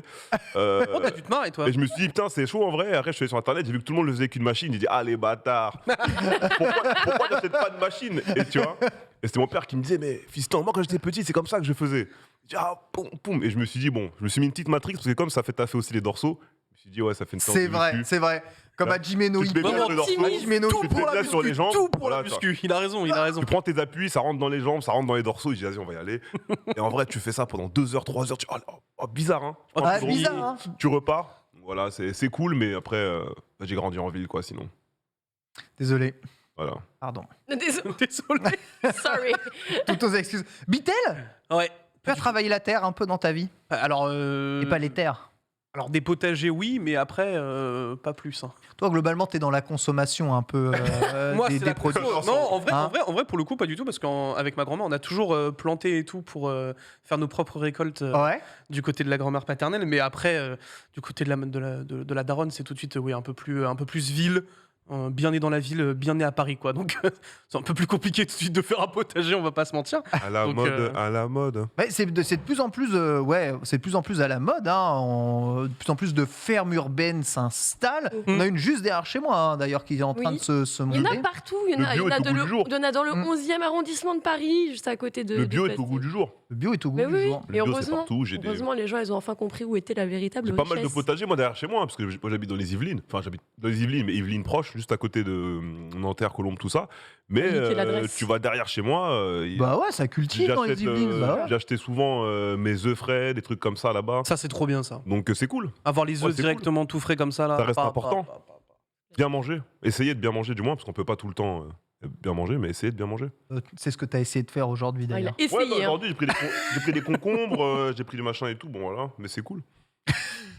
C'est bien. Mais c'est cool. Incroyable. Merci en tout cas. On retourne sur l'ensemble de l'actualité. Alors je vous rappelle, bien sûr, vendredi, on sera sur le salon de l'agriculture en IRL, avec un IRL qui se prolongera du coup vendredi après-midi avec J'irai streamer dehors. Et mercredi soir, on aura l'occasion de remettre en avant un tout petit peu les métiers du vivant avec un live spécial Farming Simulator. Encore une fois, ça fait plaisir. En tout cas, et c'est l'actualité qui nous attend. Revue de presse, et on va continuer un tout petit peu sur le Steam Deck avec Game Newell qui a été spotted en train de livrer C'est des incroyable. Steam Deck. Game Newell, un homme simple finalement. Un homme. Juste un petit random qui gère Un une petit petite random. boîte Regarde. indé du nom de Valve, Bon, quoi, genre. En vrai, c'est énorme. J'adore. Mais moi, C'est trop bien. j'adore ça. Franchement, quand j'ai vu ça ce matin, j'ai rigolé de fou. Je me suis dit, mais alors on a livré plusieurs visiblement comme ça. Est-ce un plan marketing? Est-ce qu'il a été Non. volontairement Un plan suivi? marketing. Non. Oh, c'est De vraiment quoi pas le tu genre des parles, Américains Lance? qui est Non. pas Voyons. partisane en plus. Pourquoi toujours voir des opérations commerciales? Je sais pas, mais dans tous les cas, que ça le soit ou ça ne le soit pas, Zoie. Zoie, on adore. Je suis désolé, je devais le faire. Ça méritait un zoa. Il a lâché le doigt comme ça. Ça méritait un zoa. Entre le zoa et le whisky, Bon. on s'en Tu sais, sort. il a livré ses meilleurs potes, parce que voilà, tu comprends. Ouais, c'est ça. C'est la famille. C'est ça. Ah, c'était ouais, On sait pas, non, non, c'est Il a spéculation. livré, Spéculation. Elon, son frère C'est et ça. ses deux sœurs, c'est ça? En fait, il livrait les 100 premiers, peut-être, tu vois. Non, mais en vrai, On sait combien mon de délire, en personnes vrai. il a livré ou pas du tout? on est d'accord. délire. Comment On sait combien de personnes il a livré ou pas du tout? Bon, pour le moment, ils ont. La régie dit 2. Ils en avaient, oui, La régie dit quelques-uns. 2. Le troisième, c'était La impossible. légende dit qu'il en a livré que 2. Il ne peut pas en livrer 3 parce que c'est Valve. Vous l'avez, j'espère. Ah oui, Half-Life. Ah, c'est très drôle. C'est très Portal. drôle, c'est vrai. Ouais, j'allais dire plus Non, Portal Portal, aujourd'hui. parce qu'il y a eu Half-Life Half-Life. aussi. Bon, Alix, mais Alix, c'est pas 3. Alix, c'est pas le vrai 3. Ah, il a Mais peut-être c'est pas livré le vrai à 3. Alix Dulac. Vrai 3. C'est Alix. Alix du... On va très loin là. Bon.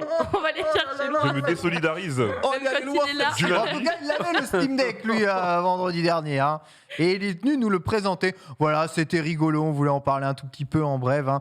Gabe qui fait évidemment la promotion de sa machine. Donc on répète, hein, même si la machine est un tout petit peu sujette à certains débats et n'est pas parfaite, le produit est bon. Le produit lit les jeux. Ergonomiquement, ça fonctionne. Paraît que la croix est moyenne, mais bon, en vrai, c'est pas des jeux très faits pour être joués à la croix. Qui se concentre J'allais là-dessus. dire, Le système de tactile, ça marche. De toute façon, il est un peu éprouvé depuis le Steam Controller. Donc, c'est vraiment, Après, une bonne chose. Hein. c'est peut-être aussi un vrai galop d'essai aussi, tu vois. Ouais. Voir en fait comment ils peuvent adapter leur techno et au fur et à mesure la miniaturiser encore plus. Hein. Mais Parce que moi, c'est un truc qu'on pourrait voir aussi. Hein. c'est un truc, je sais pas ce que vous en pensez, mais moi je trouve ça quand même étrange. C'est-à-dire qu'aujourd'hui, on est 5-6 ans après la sortie de la Switch, Ouais. quand Cinq, même. ouais. 5 ans après la sortie de la Switch. les consoles comme ça, il en sort depuis une dizaine d'années. On a quand même un retour d'expérience assez important sur ce genre de produit, de console portable. Hein. Ça date pas d'hier. Comment est-ce qu'on peut encore avoir des grosses entreprises qui sortent des produits, on va dire, qui font quand même un peu office de bêta? La malédiction, Ken. Tu penses? Steam, ça marche pas, les consoles. Rappelle-toi, à l'époque, ils avaient fait la Steam console. Moi, je me rappelle, j'étais en BTS et cette époque, j'étais devenu pro Linux. Tu sais, parce que moi, j'ai fait des études supérieures en info, j'ai fait mes 5 ans d'études en info, et j'étais bien dans le délire Linux à un moment. Je taffais bien sur Linux.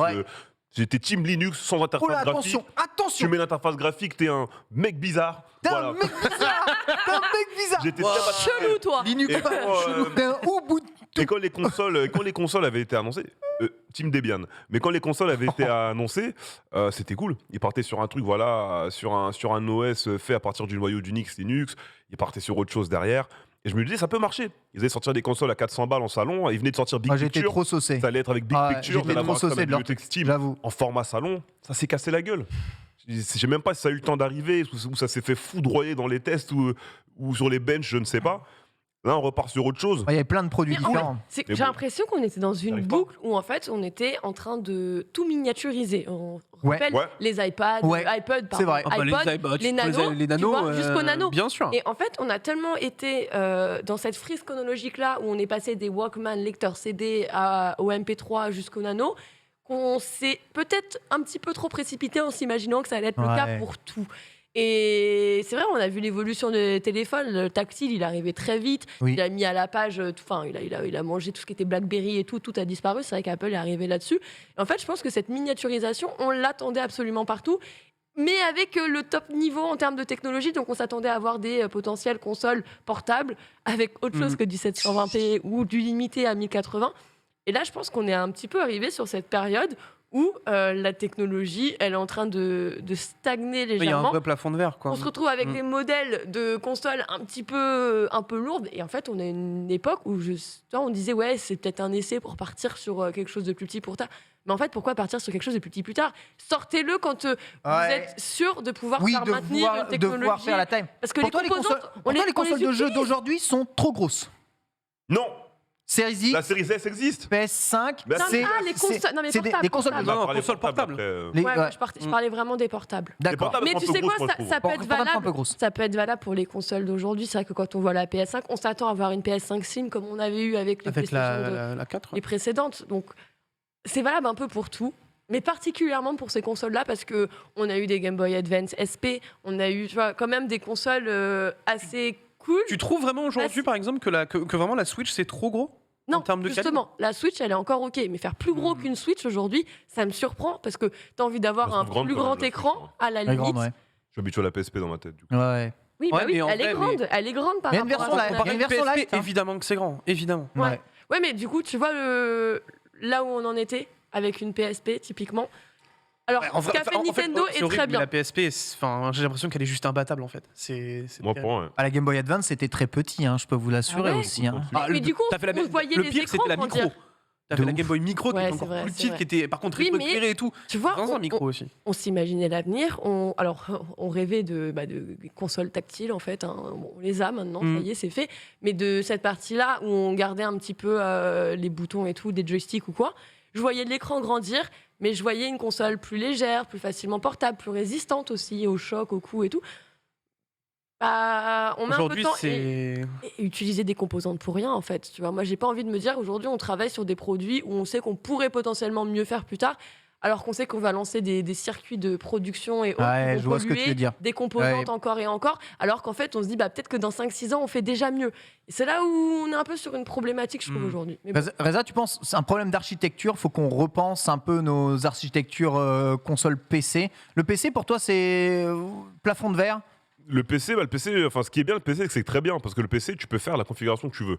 Aujourd'hui, tu as de l'argent, tu veux te faire un PC à 3 000 €, tu le fais. Tu veux te faire un PC à 2 000 €, tu le fais. Tu veux te faire un PC à 1 000 €, tu le fais. Ça, c'est le premier point. Aujourd'hui, tu veux des consoles portables, tu n'as plus beaucoup de choix. À l'époque, tu avais un marché des consoles de salon. Tu avais GameCube, PS2, Xbox. Oui. Ensuite, tu avais Wii, 3.6, PS3. Et derrière, tu avais PSP et DS. Ils sont passés ensuite à la 3DS. Ouais. On a continué à enchaîner. Il y a eu la PS Vita, malheureusement échec commercial par rapport à ce que ça aurait dû être, qui reste une très bonne console. Il y avait le truc de carte mémoire propriétaire et tout ça. Derrière, on a eu la PS4 et la One. Puis on a eu la Wii U et on a eu la Switch qui a fait de l'hybride au final. Ils ont cassé le marché parce qu'au final, les autres ne font pas de console portable. Donc aujourd'hui, la Switch est le leader du marché portable. En étant seul. Et en étant seul, voilà. Et en mode, Forcément. je suis tout seul. Et en console fixe, ça fonctionne aussi. Derrière Steam Deck, je pense qu'ils ont une très bonne idée, mais dans l'application, c'est compliqué. Ensuite, je pense comme je disais tout à l'heure, on n'est pas dans du grand public. Pour moi, le Steam Deck, ça va vraiment toucher des bidouilleurs ou des fans de tech ou des machins. Le gamin qui dit maman, papa, je veux une console portable à Noël, jamais de la vie il tombe sur le Steam Deck. Impossible. 99,9% il tombera pas dessus. Donc, est-ce qu'il y a de la publicité pour le Steam Est-ce qu'il y a de la publicité pour le Steam Deck dans les médias généralisés? Dans les grands médias, moi j'en ai pas vu. Arrête, on est d'accord. Je regarde pas trop, mais j'en ai pas vu. Je peux pas dire. Moi je pense que c'est que sur le spécialisé qu'on va avoir des pubs pour le Steam Deck. C'est une console en mode les vrais savent quoi. Ouais, malheureusement, c'est comme ça que je le vois. C'est le OnePlus de l'époque, tu vois. Genre les mecs, ils avaient des OnePlus, ils faisaient genre. Se reconnaissaient entre eux. Ah ouais, t'as un il m'a coûté 200 balles. Et toi, ton iPhone, combien? Non, mais derrière, à l'époque, t'as raison. Reza pour terminer, s'il vous plaît. Je finis rapidement. Derrière, je me dis que c'est possiblement du coup un produit bêta, peut-être pour autre chose. On rappelle, j'en ai déjà parlé ici, Kinect, qui fonctionne énormément dans le milieu médical aux États-Unis. Et globalement dans le milieu de l'entreprise. Exactement. Donc, est-ce que le Steam Deck derrière n'a pas une vocation à être figé sur une branche spéciale du marché? Je ne sais pas. Mais ouais, faut voir. Je veux dire, comme tous ces produits, des boîtes de tech comme Stadia, et maintenant vendus à des entreprises ou des choses comme ça. Vendre la formule ou vendre quelque chose, quoi. Tu vois, faire un truc propriétaire derrière ou dire, ok, on a eu cette idée, on peut le faire pour votre boîte. En vrai, tu peux avoir ça comme utilisation à terme avec le Steam Deck. Bah, ça, who knows, un truc qui aurait pu être bien, c'est que, au final, comment je la vois aujourd'hui pour des gens comme vous et moi, des gens lambda classiques, je le vois comme un extend de ton PC au final. Parce on fait partie de ceux qui savent, nous. Mais je le vois comme une extension de ton ordinateur. Ouais, parce qu'au final, on parle de Steam. C'est une console Steam portable. Ça t'empêche de racheter pas mal de jeux. Tu le joues sur ton Steam Deck. C'est ça. Parce que oui, on considère aujourd'hui la Switch comme la console pour les jeux indés, mais si tu les as déjà achetés sur ton PC, bah tu dois les racheter à chaque fois en doublon, tu vois. Alors qu'avec le Steam Deck, t'as quand même ce truc-là de ne pas avoir. Il est sûr que si tu possèdes une Switch ou un PC. Souvent, tu es amené à faire un choix. Je ne sais pas quel était votre choix, mais moi, j'ai souvent été amené à faire un choix entre prendre la version PC ou prendre la version Switch. Et la réponse à ce choix a très souvent été aucune des deux parce que ça sort sur le Game Pass en ce moment. Mais ok, d'accord, oui, c'est vrai qu'il y a aussi ce Game Pass qui arrive. Mais c'est vrai que dans l'autre configuration, c'est vrai que je me pose quand même la question. Bitel, la question que je me pose, c'est à ton avis, est-ce que Valve manque d'ambition sur cette machine ? Pas de pub, une console qui n'est pas adressée visiblement au grand public. Est-ce qu'ils ont envie de la vendre Est-ce qu'il manque d'ambition ? Moi, je pense pas. Parce qu'en vrai, je trouve ça ambitieux d'arriver quand même avec ce projet-là. La façon dont ils ont envie de mettre en avant leur écosystème, moi, je trouve ça cool. Ils mettent des billes. On voit qu'ils ont envie d'aller de l'avant sur ce genre de choses-là. Mais après, moi, je pense qu'effectivement, c'est ultra ciblé sur une toute petite niche, quoi. Et en vrai, on sait qu'il n'y a pas beaucoup de production non plus. C'est ce que j'allais dire. C'est vendu uniquement sur leur site web. Tu vois, c'est pas vendu à la Fnac, c'est pour les amoureux de pour les amoureux de Steam, tu vois. Je pense que c'est un peu une volonté. Alors est-ce que c'est un peu une prise de température? Moi, je pense que c'est un vrai test. Voir est-ce que les gens vont avoir de l'appétence pour de la console et potentiellement un beau jour la mainstreamiser limite. Quand tu tapes Steam Deck, tu tombes sur le Stream Deck sur Amazon. Ça, par contre, ils en vendent des tétrachiers, hein. Parce que l'espoir de devenir ton streamer préféré, il est grand quand même chez les jeunes aujourd'hui. C'est terrible. Mais ouais, tu n'as pas... Ça reste Steam derrière, quoi. Ça reste la plus grande bibliothèque de jeux à l'heure actuelle. Tu peux pas l'acheter sur Amazon. Là, et tu fais bien de dire que ça reste la plus grande bibliothèque à l'heure actuelle, puisqu'il y a de la conversation en ce moment. Ils font pas mal de demandes. Ils sont en train d'un petit peu regarder Xbox en mode coucou les gars, vous savez... jeux vidéo, l'industrie, c'est une grande famille. Si jamais pas des petits câlins, là, par vous êtes un petit peu les bienvenus, quoi. Genre, vous nous emmenez votre Game Pass chez nous et nous, on est contents, on est heureux. Genre, en vrai, on voit un peu la stratégie se dessiner et se peaufiner même au fur et à mesure, mais... en fait, le truc, c'est que honnêtement, à terme, tu veux avoir quoi ? Tu veux voir Xbox faire un câlin avec Steam et étendre le truc Ça et te m'est dire genre égal. let's go, on a le Game Pass sur le Steam Deck. Ça m'est Eh égal. bien, Parce écoutez, que ce genre de Steam tout truc, court, tu sur vois. Steam Non, mais tout court. écoutez, ce sera peut-être le cas parce que lorsqu'il était demandé à Game Newell, justement, s'il était intéressé par la création de son propre service d'abonnement ou si nous pourrions voir arriver le Game Pass PC sur Steam, il a répondu « Je ne pense pas que ce soit quelque chose que nous devons faire nous-mêmes, développer un service d'abonnement pour le moment. Mais pour leurs clients, c'est clairement une option populaire et nous serions plus qu'heureux de travailler avec eux pour l'avoir sur Steam. » Les rapprochements entre l'intégration d'un Game Pass et Steam est visiblement réel. En tout cas, Gabe fait un appel du pied qui va dans ce sens. Là. Il poursuit. Nous avons beaucoup parlé de ce sujet avec les gens là-bas. Si vos clients le veulent, alors vous devez trouver comment le faire. C'est là où nous en sommes. Nous en sommes à quelque chose qui se rapproche. On parlait même de la présence de Steam sur Xbox à un certain moment, à l'arrivée de la série X. Bethesda, on le rappelle, a fermé son launcher, enfin fermera au mois de mai Tout à fait. son launcher pour Tout à aller fait. justement migrer directement sur Steam dans une volonté de centraliser légèrement aussi. Ouais, donc quand même Donc, il y en a, vrai de il y a des vrai, vrais rapprochements. C'est pas si déconnant de te dire, ok, bah maintenant t'as Steam, tu centralises tout, Mais et donc du coup tu fais quoi tu lances un truc. pour le Steam Deck? Tu fais quoi? Tu mets genre il sort en priorité sur le Steam Deck?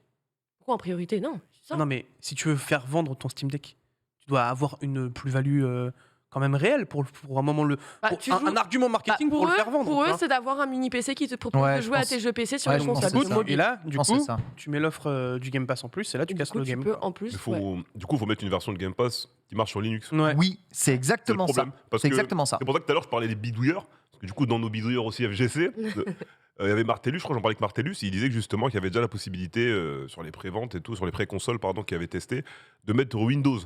Et c'est pour ça que lui, il disait pour lui que ça allait être un bon achat parce qu'il disait il prend On la version la moins Passe chère. le truc sur Windows. Voilà, il prend la version la moins chère, il installe Windows en dur, Ensuite, met le il met un M2. SSD dedans. et il a Steam et il a le Game Pass. Voilà. Donc à ce moment-là, ça devient intéressant, sauf que là, il a déjà bidouillé. Donc si on peut avoir ça en plug and play, c'est encore plus intéressant, mais vu que les consoles sont censées se vendre avec. Voilà. Et il faut bien préciser l'OS aux gens de que si Steam tu Deck, installes un OS comme Windows, donc, par rapport à Linux, tu changes quand même un peu d'architecture et de fonctionnement. Donc, est-ce qu'on est au maximum de l'utilisation, des capacités d'utilisation du Steam Deck tel qu'il est pensé? Là, Gabe ne parle pas que du Steam Deck, il parle de Steam Steam de tout manière court, générale. ouais. Ouais, ouais. Il aimerait que Intégrer si Game Pass jamais... sur Steam. Bah oui, Mm. parce c'est que bien. Forza Horizon, tu peux l'acheter sur Steam. Mais il aimerait que si tu possèdes le Game Pass, via Steam, tu puisses jouer à Forza Horizon aussi. Voilà, c'est là. Et vraiment, c'est l'appel du pied, là, il est pas... Là, Ah, mais on en il est... est bien explicite quand Mais même. oui, hein. et on en est au-delà des Même un peu plus négociations, qu'un- puisque visiblement, appel du pied, mais- visiblement, c'est très, très, très clair, en tout cas dans ses propres déclarations et ses propres mots ici, au niveau de ça. C'est quand même assez ouf. Ça correspond à la stratégie Microsoft, j'ai envie de dire, d'aller absolument partout et de trouver le maximum de partenaires. Ça serait game changer pour toi d'avoir le Game Pass intégré à Steam, Reza? Ouais, parce que des fois, il y avait des problèmes entre les jeux. Je prends le cas de Killer Instinct. Si tu étais sur la version Microsoft Xbox pour Game Pass et la version Steam, de temps en temps, il y avait des problèmes de connexion, tu sais. Donc, intégrer le Game Pass à Steam aujourd'hui, ce serait vraiment game changer. Maintenant, je sais pas comment ils peuvent le faire. Ouais, l'interface, en vrai, ça franchement, il pète. serait gagnant de ouf. Parce que Ah bah, s'il y a bien un oui. reproche que les gens font un petit peu au Game Pass C'est PC, l'interface du Microsoft c'est Store, hein. l'interface. Moi-même, j'ai désinstallé Halo de l'interface Game Pass pour le lancer directement le multi sur Steam. C'est horrible. Et oh. Et en vrai, c'est pas déconnant, sachant qu'il y a une volonté aussi des joueurs de pouvoir centraliser un petit peu leur launcher. Je me permets, Un peu marre. de faire Let's go. le VRP Xbox sur ce plateau. Oh, ça suffit, Mais, non, même pas. Mais en vrai, Microsoft Store, non. Bah non, ça fait longtemps que j'utilise plus Microsoft Store. Vous avez l'appli Xbox. Non, mais c'est pourri. L'appli Xbox, elle est mieux que Microsoft Store. Hein?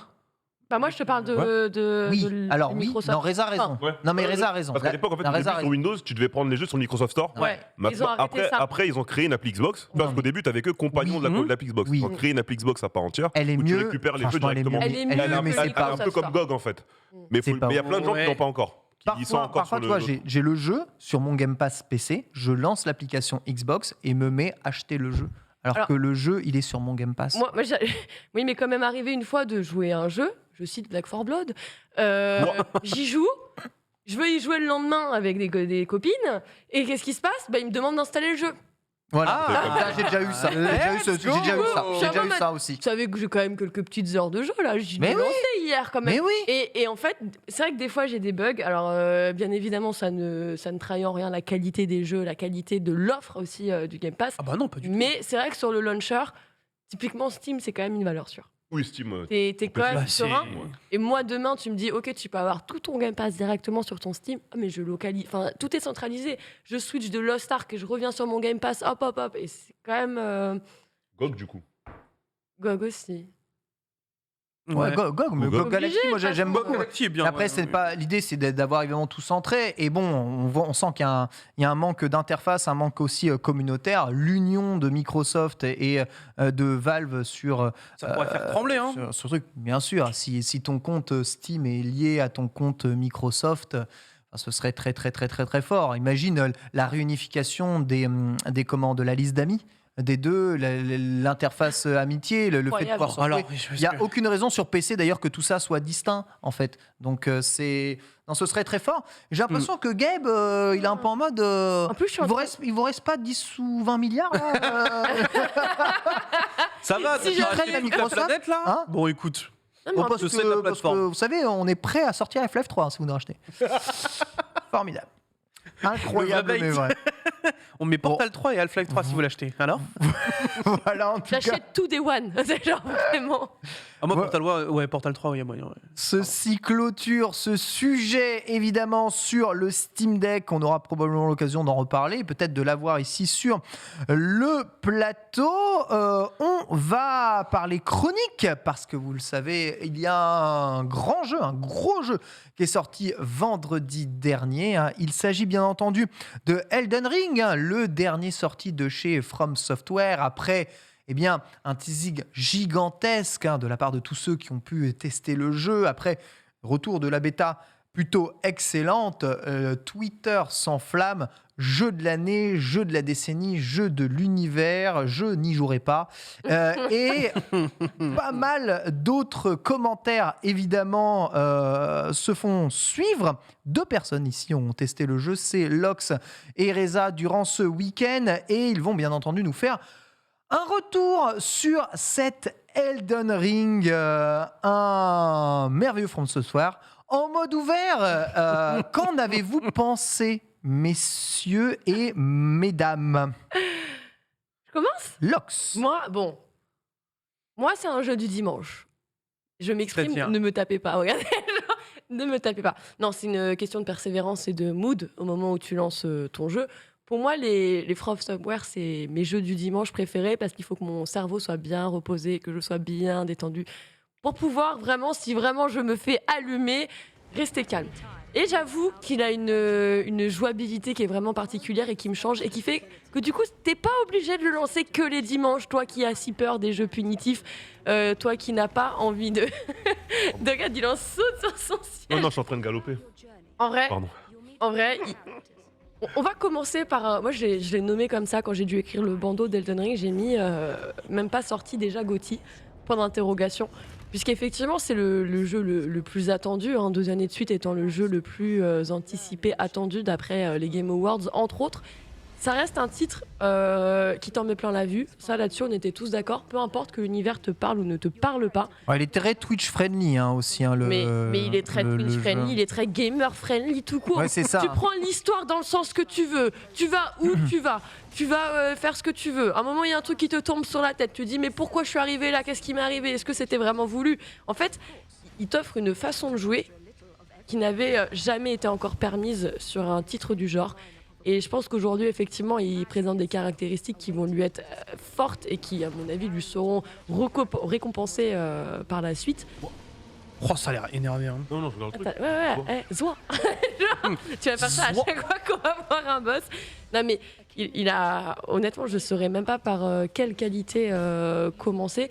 Sachant que vraiment, moi, mes premières 40 minutes de jeu, j'arrive dans une salle. Si vous êtes fan des modes photo, Ouais. c'est un jeu, il va vous péter le crâne. Pas un peu trop gris Spoiler comme alert, jeu? il n'y a pas de mode photo. Ouais, mais... Ça, c'est un problème. On en parlera. Un vrai problème?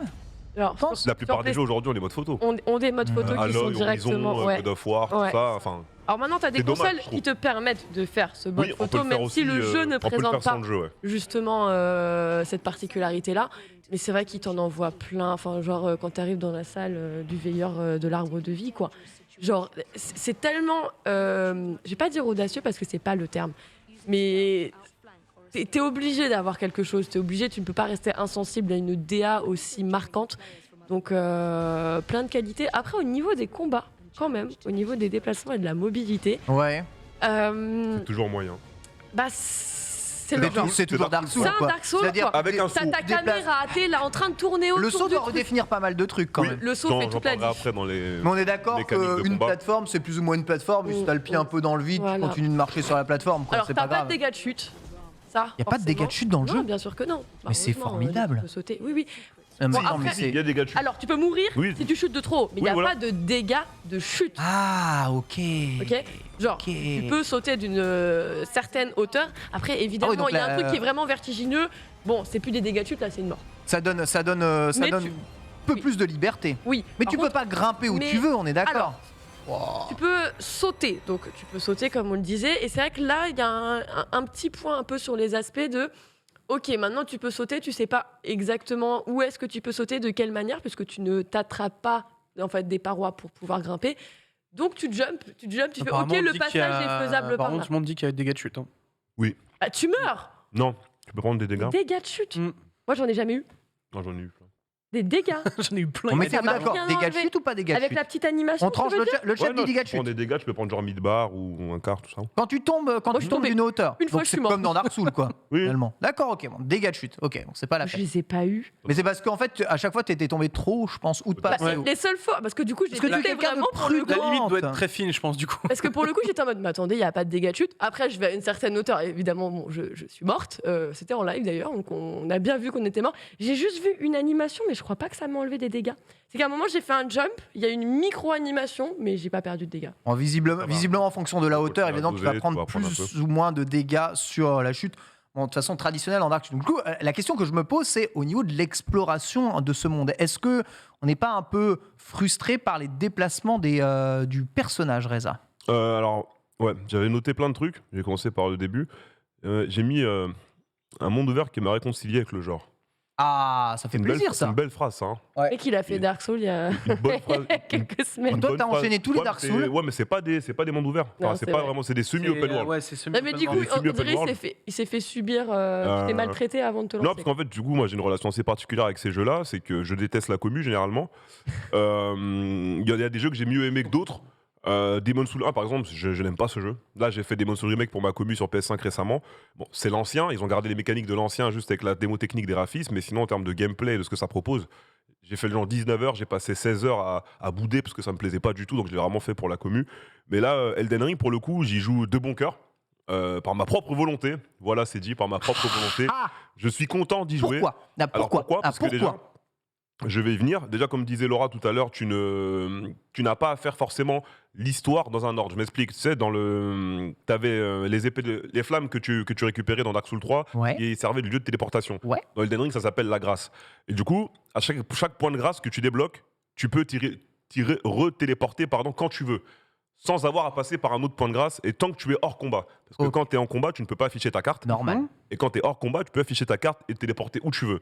Pour quand même te guider un minimum sur la trame principale, tu as des sortes de petits éclairs jaunes qui apparaissent sur certains points de grâce. Et l'éclair jaune va t'indiquer une direction et te dit en gros, c'est par là-bas si tu veux continuer la trame principale. Que tu n'es pas obligé de suivre, bien évidemment. La deuxième chose qui est bien, c'est que tu as ton cheval. Et Tu l'as grâce ton cheval, je l'ai eu au bout de 20 minutes de jeu. 25 Ok. minutes. Ah oui, d'accord, oui, Ouais, c'est vraiment rapide. relativement assez Ah ouais. rapide. Ouais. Relativement assez rapide, c'est au 3e point de grâce. Mais ça te permet pas d'éviter tous les combats et les affrontements, le chuel? Déjà, le truc qui est bien, c'est que déjà, tu fais ce que tu veux dans un open world. C'est vrai. Déjà, soit tu décides de te battre, soit tu te bats pas. Ouais. T'es pas obligé de te battre contre tout le monde. Il y en a qui aiment, moi, j'aime bien me battre. Il y en a qui aiment pas se battre, je pense.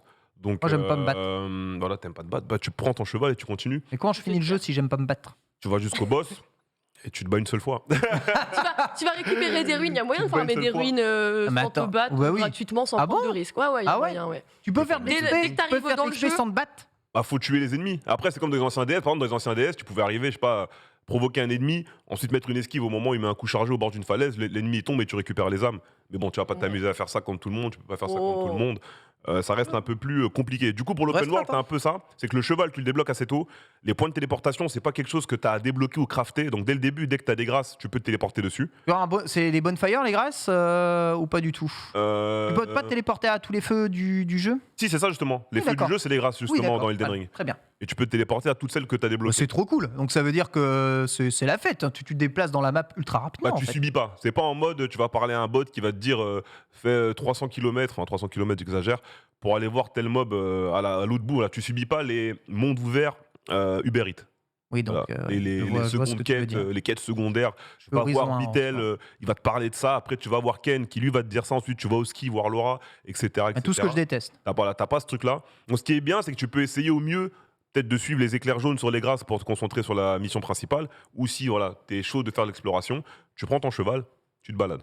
En gros, Miyazaki a joué à Breath of the Wild, quoi. C'est ce qui se dit sur Internet. Moi, j'ai pas dit ça. C'est ce qui se dit sur Internet. Du coup, deuxièmement, on a le côté RPG toujours. Oh la dureté du test. Vitel, il est mort de rire. Tu vois, Ken, il va se prendre des foudres. Hein. C'est pas moi, on n'est pas ensemble. Mais attention, la communauté des Souls, ils sont pas marrants. Faut faire attention, gros. T'as comment ça là-bas, je s'appelle voulais même pas dire que j'y jouais. Je me cache. En fait, tu te caches, tu n'es pas là, je n'ai pas joué au jeu. Je touche pas à ça. Je ne sais pas. Je continue sur le côté RPG. Donc, puisqu'après, je vais parler du gameplay, des mécaniques et tout ça. Donc là, je commence par les choses qui sont bien. Côté RPG, bah, c'est vraiment du DS3, Dark Souls 3.2. Mais avec des choses en plus. Donc tu reprends déjà tout ce que tu as dans Dark Souls, donc tout ce qui est fait de monter de niveau avec des âmes, de quand tu meurs, il faut aller récupérer tes âmes, le fait de débloquer les armes, le fait de devoir bouger tes capacités, genre la force, la dextérité, l'intelligence, la foi, tout ça pour pouvoir utiliser soit des sorts de magie, soit certaines armes qui vont être trop lourdes. Donc voilà, comme d'hab, tu as des espadons, claymore, épée classique, tu as des rapières, tu as des griffes, tu as toutes sortes d'armes. Tu peux jouer la magie Tu peux jouer la magie, tu peux faire ce que tu veux. En gros, ton personnage que tu vas prendre au début, peu importe, ton starter pack, derrière, tu peux le modifier comme tu veux selon la façon dont tu vas augmenter tes stats. Trop cool. En gros, moi, comme d'hab, dans tous les souls, je fais épée bouclier parce que vas-y, pas spécialement 100 000 trucs à faire, donc je me dis vas-y go. Toi t'aimes te battre. Toi ce que t'aimes c'est roulade taper et parade de temps en temps. C'est pas forcément ce que j'aime, mais c'est ce que je fais du coup parce que soit je fais ça, soit je fais de la magie à distance. Éclate-toi là, j'ai vu il y a des katanas, des armures de samouraï, tu peux jouer à Nioh. Non. Arrête non, tu peux pas jouer à Nioh, non. Ah bah non. On va en parler après ça. Mais laisse-moi finir d'abord sur les bons trucs. D'accord. Du coup, quand tu bats les boss, tu vas avoir une certaine dame et tu peux débloquer quelque chose via ces boss comme tu pouvais le faire dans DS3 et autres. Donc ça peut être soit une arme, soit autre chose. Ça va être là en ce moment, j'ai récupéré par exemple le bras du dragon de Godric, j'avais récupéré au Day One. Et du coup, tu peux cracher du feu et faire des choses comme ça. Derrière, tu as une île où tu vas aller voir le temple draconique et tu pourras débloquer des attaques de dragon par exemple. Donc il y a quand même pas mal de choses à faire de côté RPG. Et ça, c'est un des bons côtés du jeu. C'est toi qui joues là, Reza on va pas mal en parler. Voilà, c'est moi qui joue, donc c'était mon stream contre. Tu Godric. fais exprès là, tu fais que roulade taper, t'exagères quand même. Hein. Ouais, c'est ça, je fais roulade taper, je suis vraiment désolé, je ne sais faire que ça. Mais oui, mais c'est pour ça que les gens de la communauté Dark Souls te détestent. Tu joues au jeu en faisant roulade taper, donc c'est normal que tu trouves que le gameplay est chiant. Mais là, je suis niveau 15, tu veux que je fasse quoi d'autre? Tu veux que je fasse quoi d'autre à faire roulade taper? Je suis chevalier, Ken. Je suis chevalier, épée bouclier. Oh, t'inquiète, moi j'étais à cheval à un moment, je me tape. Non, mais ça, tu vois, ça c'est un boss qui est pas mal du tout, Godric. Moi, je l'appelle le boss du tuto. Il y a aussi la sentinelle qui est pas mal. Et moi, j'aime bien streamer du coup tout ça. J'aime bien faire ça en stream parce que je leur montre un peu mon approche jeu de combat sur ces jeux-là. Et on leur a montré en faisant le boss plusieurs fois, on a pu apprendre ses patterns. Après, c'était assez facile de lui casser la gueule. T'étais under level là, on est d'accord. Je lui fais pas de dégâts. C'est vrai qu'on voit que les dégâts sont. Je fais que dalle. Mais c'est ça qui est. Mais t'as tout ce qui est timing quoi. En fait, je suis allé tout droit. Moi, là pour l'instant, j'ai jamais farmé dans le jeu. C'est-à-dire, j'ai farmé sur la route, mais je me suis jamais arrêté pour farmer dans des zones. C'est ça qui est trop cool dans Dark Souls, c'est que si tu maîtrises les patterns. C'est ça. En fait, c'est ça, c'est t'observes justement les patterns des boss et ensuite t'attaques quoi. Ah, trop stylé, tu l'as eu, hein. Ah, t'es fort comme joueur quand même. Non, je suis pas fort. Mais du coup, voilà, ça c'était le côté RPG. Après, j'avais mis un deuxième boss fight à Polo. Je sais pas si tu l'as. Il était pas mal. C'était une sorte de dragon lézard. Ouais, c'était une sorte de dragon lézard qui crachait du magma. Un sacré con. Ah merde. Je l'avais mis en non répertorié. J'avais mis le lien, mais je suis désolé. Putain, ça marche pas? C'est pas non répertorié, c'est privé. Ok. J'ai mis le nom, ouais, c'est Macar, le je ne sais plus quoi. Donc en anglais, je sais pas ce que c'est. C'est une sorte de dragon lézard qui crache du magma. Ce qui est pas mal, voilà, c'est que t'as beaucoup de zones de combat. Donc pour ceux qui aiment bien ça, ils vont être servis, je sais, de sources sûres, que t'as à peu près une centaine de boss, mini-boss dans le jeu. Ah Maintenant, ouais. Parce que la map est assez grande. Différents, très variés. Varié, mais malheureusement, faut en parler. Il y a de la réutilisation d'assets. Donc parfois, tu vas retomber sur, je sais pas, un chevalier balèze. Juste, ce sera le même design, mais il aura des armes différentes. Ou parfois, tu vas D'accord. tomber sur le même dans 3 zones de la map. Ça peut servir. Faut voir un peu le jeu comme une synthèse des Souls. Donc, il y aura voilà, des assets réutilisés, bien évidemment. Mais il y aura aussi du contenu propre et originel à Elden Ring. Dis-moi, Laura. Et j'allais dire, et il y a des zones aussi où t'as. Parce que Ken disant qu'il aimait pas les boss, si t'as envie de tuer que Comment du ça, mob, j'aimais pas les boss? Mais j'ai pas t'aimes dit pas ça. tuer, t'aimes pas te battre, t'as dit. T'aimes Non, pas me bah, battre. je joue à Monster j'allais dire, Hunter. T'aimes pas Hunter euh, depuis 10 ans. je joue à Monster Faut arrêter Hunter un peu. T'aimes pas 10 te ans. battre, on ne tue pas les Dans les boss créatures. fights, moi je kiffe ça. Moi ce que j'aime pas, c'est tuer 1 milliard de mobs sur la map. Ah, et bah par contre, il y en a aussi. Hein. Il y a des zones comme ça où. Dans Breath of the Wild, je tuais T'as full aucun chien, mob. full mob. Aucun mob. J'ai jamais tué un Ah seul. ouais Sauf si vraiment le mec T'as m'a jamais attaqué. tapé un beau gobelin. Non, s'il est venu m'agresser, je l'ai Non, repoussé. non. Sinon, le réflexe que j'avais, c'était de me barrer parce que les armes pétaient de toute façon dans Breath of the Wild. Donc j'avais pas envie de taper des Ah oui, mobs. mais comment tu ça récupérais me les faisait grosses armes? péter mes armes. Mais je loot sans avoir besoin de les tuer. Et il y a qu'à la fin où je tapais tous les linels, toi, qui sont les gros boss de fin du truc. Là, je récupérais les trucs. Là, je vais passer rapidement par les mauvais points avant d'attaquer la partie gameplay si on a le temps. Je pense qu'on a le temps de toute façon. Oui. C'est large. Il est stylé le boss quand même. Ce boss, Ah, il est stylé. magnifique. Il a pas un moveset large de fou. D'ailleurs, du coup, si qui n'ont pas fait le jeu dans le chat, il y a des spoils. Hein. Excusez-nous. Ok. Donc, il y a voilà. Ouais, ça ça spoil va, un peu. c'est l'énième dragon qui crache du feu de Dark Souls. Oui, j'allais dire, ça va non plus. ouais, C'est voilà. bon. Ouais. C'est- Oh, c'est incroyable, Je voulais il y a un pas boss dire, comme mais ça. ça Oh, c'est juste extraordinaire. Oh là, T'as je me pas suis de trop spoil spoilé. celui avec une DA qui t'aurait vraiment peut-être, tu vois, marqué. Donc ça va, moi je trouve que c'est du spoil ok. C'est du C'est du spoil C'est ok. du Spoil ok, Voilà. ça. Donc voilà, dans les inégalités pour moi, alors donc, dans les mauvais points, il y a la réutilisation d'assets sur certains boss, mini-boss ou trash mob ou peu importe. Derrière, t'as les donjons. T'as beaucoup. Ah, alors ça m'intéresse beaucoup. En ça. fait, t'as beaucoup d'inégalités entre les donjons. T'as des donjons qui sont extraordinaires. Et là, genre, les qui donjons, sont c'est de la réfléchis de linéarité, c'est en mode t'es dans Dark Souls de base, c'est ça? Voilà, les donjons pour moi, c'est du Dark Souls 3. Tu vois, ça Punaise. arrive, c'est vraiment Dark Souls, C'est donc ouf. c'est bien. Il y en a qui. Et il y a des intérêts à les faire ou c'est genre des trucs Oui. 100% optionnels? Non, enfin, dans tous les cas, enfin, 3/4 du jeu est optionnel au final. 3/4 du jeu est quasiment optionnel. Tu peux crois rush, que C'est ça un ça. open tu peux world. rush Final Boss? Ouais, mais après, il faut trouver comment tuer le final boss niveau 25, par exemple. Faut te Bonne battre, chance. hein. Tu vas lui faire 0,1%, 0,1%. Donc je pense que tu peux arriver très loin sans avoir forcément à te battre beaucoup. Mais les donjons, c'est bien parce que déjà, ça fait partie de l'exploration. Ça Ouais, te permet c'est cool. de looter. Ça te permet de looter des bails. Par exemple, moi, j'ai looté une épée, un espadon qui est en référence au trône de fer. J'avais posté sur Twitter. Oui. C'est un giga espadon et Ouais, c'est ouais, elle est ouais. épique comme le trône de fer dessus. Ouais. T'as aussi des mémorials pour Murat, Ah, pour Guts, de on l'a Berserk, vu. tout ça. Mais On le voit dans le sûr. trailer compagnie. même Ouais, d'ailleurs. On ouais. le voit dans le trailer. Le t'en loup as- avec la grande épée. T'en as plusieurs endroits dedans. T'as le loup avec l'épée qui est un réasset, je crois, de Dark Souls 1, si je dis pas de bêtises. Ah bon? Ouais. Ah ouais. Dedans, t'as le portage. Le portage, alors moi, je trouve que c'est pas normal qu'on n'en ait pas autant parlé parce que tous les fans de jeux vidéo, voilà, l'épée est musclée. Ça, l'épée, un peu, J'ai je vu, trouve en là, référence. j'avais vu ton tweet. Je trouve que tout le monde est dur de fou quand les jeux sortent, finis à la pisse. Ah. Et quand ça a été Elden Ring, il y en a plein qui en a parlé, il y en a plein qui en ont parlé, mais t'en as plein qui ont joué les aveugles. Et moi je trouve ça c'est de la merde les gars, peu importe que vous soyez fan d'une licence, quand ça va pas, faut dire ça va pas. Moi j'ai une machine de compétition sur mon PC, j'ai du stutter, j'ai des chutes de frame. C'est pas normal. Je suis en cheval, quand je me battais dès le début contre le boss, la sentinelle des arbres là, le mec qui fait de l'équitation, t'es tout là, premier que tu croises. voilà, il charge son attaque, et l'écran il fait Toi, tu peux pas sur un jeu, Ah ouais. tu dois faire des esquives, tu dois faire des machins. Bam, tu te dis peut-être c'est de ta faute. Eh ben non, j'ai mis une vidéo là à côté de Portage à chier, Paul, d'un Ouais. type qui a une RTX 3090 et qui a des chutes de frame en 720p. Bon, non, ah oui, d'accord, Il y en a ok, eu- faut il y en a jamais eu qui ont abuser. eu Oui, des bah, crashs, c'est hein, des quand même. problèmes. Tu vois que donc c'est des problèmes Des du problèmes jeu. d'op- Les problèmes Ouais. d'optimisation. Des problèmes En France, t'as d'optimisation. toujours eu du mal un peu à optimiser. Propre à toutes les. Non, mais tous les jeux qui sortent aujourd'hui ont des petits problèmes de. Ouais, mais tu vois, Bon, après, tu en vrai, prends- Charmant. From Ouais, Software. mais là c'est assez costaud, Laurent. C'est pas genre des petits problèmes parce Ah, mais je que. dis, c'est des Ouais. crashs sur PS5 aussi. Voilà, il y a- sur console aussi, t'as eu des il y a eu problèmes. des Mais ça, c'est des trucs également. qui se Sur patchent, PC. Reza, c'est pas grave.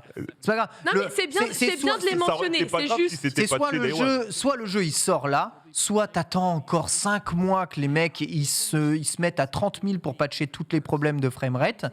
et ensuite le jeu il sort. C'est beaucoup plus rapide de le sortir avec quelques petits problèmes. Tu as un retour d'expérience énorme de la part des joueurs et tu patches tout ce qui va pas. Ça va beaucoup plus vite que de faire de la recherche. Les problèmes sont là.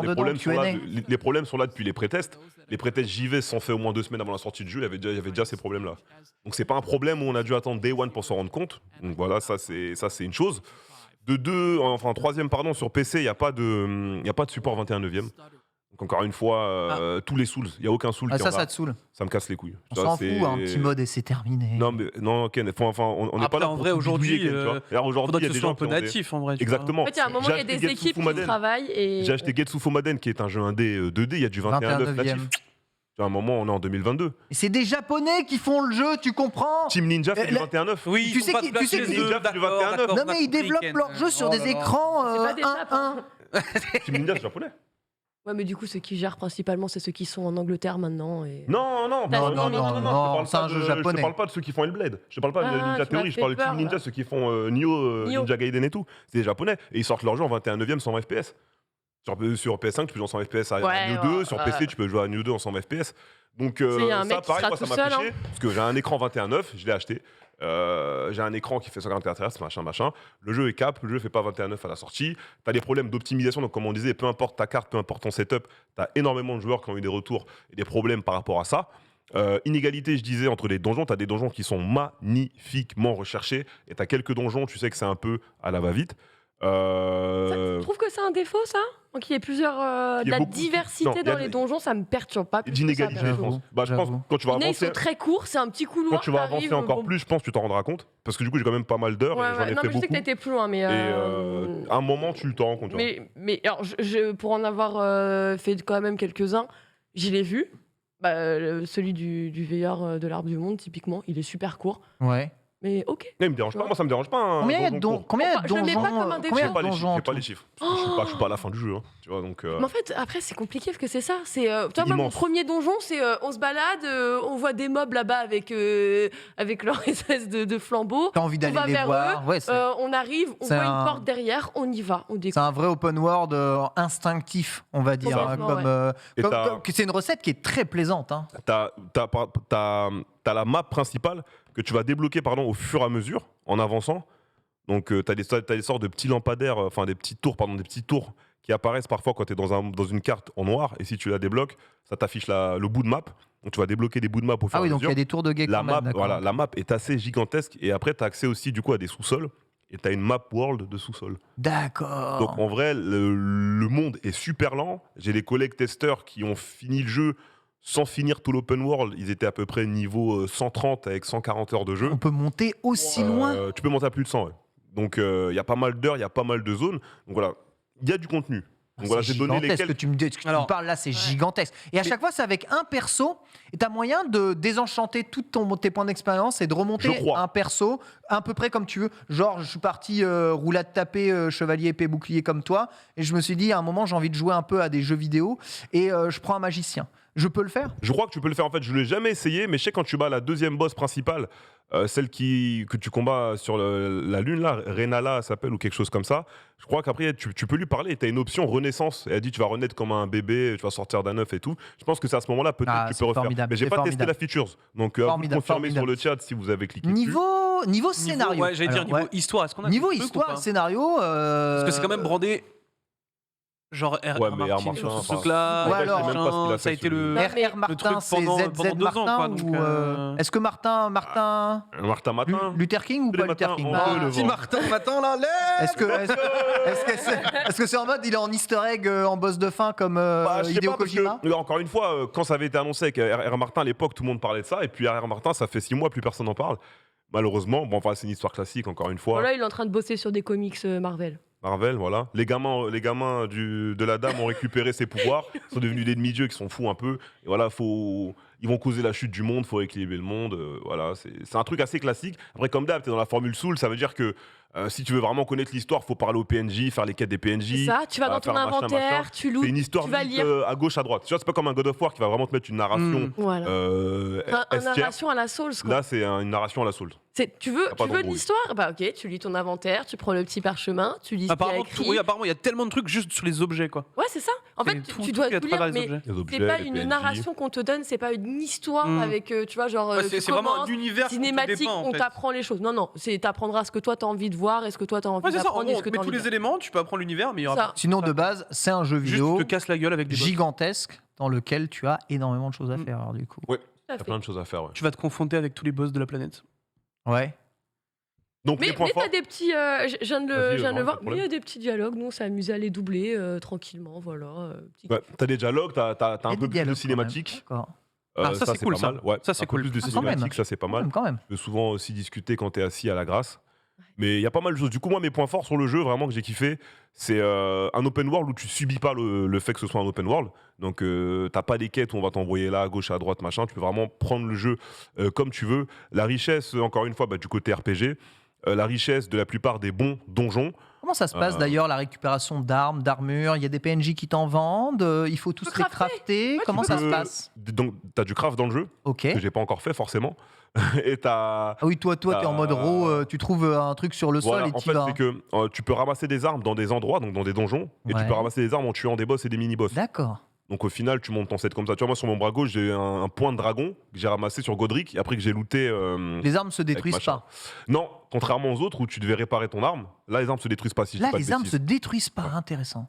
Les armes se détruisent pas. Les armures non plus, aucun dégât sur les armures. Non plus, je crois. Hein. Tu n'as Ok. plus à réparer tes armes et tes armures. Ok. Si je dis pas de bêtises dans le chat, vous me corrigez si je me trompe, mais je l'ai pas encore fait depuis le début, j'ai pas eu de problème. Donc c'est Donc, un peu Dark Souls encore plus simple qu'avant, quoi. Moi au début, je disais plus accessible. T'en as sur internet qui sont pas d'accord, mais je pense qu'ils ont toujours pas compris ce que c'était le jeu. Parce qu'encore une fois, quand je parle beaucoup avec des gens qui jouent à Soul depuis longtemps, je crois qu'ils ont toujours pas compris que le jeu était un RPG. Ouais, c'est un RPG, C'est ouais. un RPG le jeu en Ouais, fait. c'est un RPG, C'est-à-dire on que est si par d'accord. exemple, ok, t'arrives à Godric niveau 15. Disons, t'as la flemme et t'es vraiment pas assez fort pour le faire. Hier, je regardais le stream de quelqu'un, il est arrivé à Godric à niveau 45. Tu vois, moi j'ai été niveau 45, je suis je sais pas où là dans le jeu actuellement, je suis perdu en plus. Mais parce que donc les c'est un gens, RPG. Ouais. T'es pas obligé de faire le boss niveau 10. Tu vois, moi je suis sorti de l'arbre, j'ai fait la sentinelle. Tu veux pas faire la sentinelle? Moi j'ai un pote, il a fait toute la zone. Il a fait même Margit le premier boss. Après, il est revenu, il a fait la sentinelle, il était niveau 18. Donc c'était beaucoup plus facile. Donc moi je trouve que les gens ils oublient trop ça. Les gens voient un boss, ils vont aller se buter. Donc si t'es motivé, si c'est ce que t'aimes, tu recommences, t'apprends les patterns, tu gagnes. Si t'as la flemme ou si c'est pas forcément ce que t'aimes dans un jeu, tu te casses, tu continues l'aventure ou tu vas faire autre chose dans l'open world, tu reviens avec 10 niveaux de plus et le boss il est 10 fois plus facile. Donc je pense qu'il y a toujours des gens qui n'ont pas capté que c'était un RPG et que tu pouvais faire ce genre de choses dans ce jeu. T'es pas stuck à un endroit et forcé de battre le boss à tel moment. Et si la plupart pensaient comme ça, je pense que t'aurais moins ces débats de c'est pas accessible Non, ou c'est mais, dur, c'est pas dur. En vrai, ça a l'air vraiment formidable. Que vous me disiez là, la quantité de choses qu'il y a à faire dans le jeu, les donjons en plus, le côté open world avec l'aventure qui se passe comme tu as envie de le passer, qui se marie super bien avec le côté RPG. Ouais, En plus, ça, c'est bien des fait. sols doublés d'une direction artistique menée de main de maître, si on aime le gris, et de tout le lore qui s'imbrique, encore une fois, de façon sous-jacente dans le jeu. Ça a vraiment l'air d'être un des Souls ultimes en termes de contenu, en termes de gameplay. D'un point de vue exploration et d'un point de vue jouabilité, est-ce que c'est, on va dire, agréable à jouer? Est-ce qu'on a toujours le sentiment de jouer un personnage un peu lourd et un peu limité dépend dans de tes ses armures. déplacements? Ça Ouais, dépend de ça ton dépend beaucoup. équipement. Ouais, voilà, c'est ça. En fait, Ça, C'est ça toujours bouge le pas, poids, ça. c'est Ouais, toujours ça le bouge pas. poids qui Voilà, implique c'est ça. ton truc, d'accord. Donc forcément, tu vas avoir une Mais t'as pas armure un intérêt peu à lourde, jouer tu en vas être- slip alors pour te déplacer le plus vite possible dans un open J'ai world. des potes qui jouent en slip. Ouais, Bien sûr. Moi, je suis un peu Tu team regardes slibard, le nombre de hein, gars qui jouent en slibard dans tous les Ouais, Souls, ouais. c'est indécent. Hein. Ou tu montes l'endurance, Ou tu montes montes l'endurance. et tu peux plus t'équiper. C'est exactement Moi ça. j'ai fait ça. Toi, t'as fait ça. Pas de me balader en slip, putain. Mais si. Il y a des belles armures. Ouais, mais tranquille, tu mets des trucs légers. C'est vrai. Niveau gameplay, bon, là on va dire Alfred il pinaille. Bon là ça reste subjectif. Attends, Elfried, tu pinailles. Hein. Pinaille, tu vois. Pinaille. Tu Tu vois. pinailles. Bon, ça reste subjectif parce que voilà, Ken et moi on vient du milieu du jeu de combat, de la compétition de jeu de combat. Et dans les jeux de combat, moi j'ai toujours adoré les jeux fast-paced et nerveux où tu peux faire plein de trucs. Et donc ce qui marche le mieux pour moi dans le genre action RPG troisième personne, c'est Nioh. Parce que dans Nioh 2, t'as vraiment du gameplay limite Soul Calibur, Tekken mélangé. T'as 3 stances. T'as pas que la roulade, t'as des dashs aussi, t'as plein de trucs, t'as des cancels d'armes, des cancels d'armes entre les armes, t'as énormément de choses à faire. Et dans DS, t'as beaucoup moins de ce côté-là. T'as quand même un bon moveset, puisque par exemple, t'as step back tapé, t'as step forward tapé. On dit qu'il y a un contre dans le jeu aussi. Oui, bien sûr, j'y arrive. Ah, qu'il est dur. T'as le pari classique avec L2. Ouais. Et t'as aussi le fait maintenant, juste quand tu bloques un coup avec la garde classique, derrière, t'appuies coup lourd. Et D'accord. ça fait une animation avec un petit bruit et ça met des dégâts et des fois ça Ça va, stun. alors c'est pas, Donc ça, c'est pas mal. c'est plus que On a- gâchette. On tu a vois. plus que dans DS3. On a aussi les sauts. Donc tout à l'heure, je parlais des sauts. Si tu arrives en courant vers un adversaire, tu fais saut taper. Parfois, tu peux lui briser sa posture. Donc, D'accord. et directement le mettre en situation de front stab. Donc, il y a quand même plus de trucs à faire. Ça va. Ça reste mieux.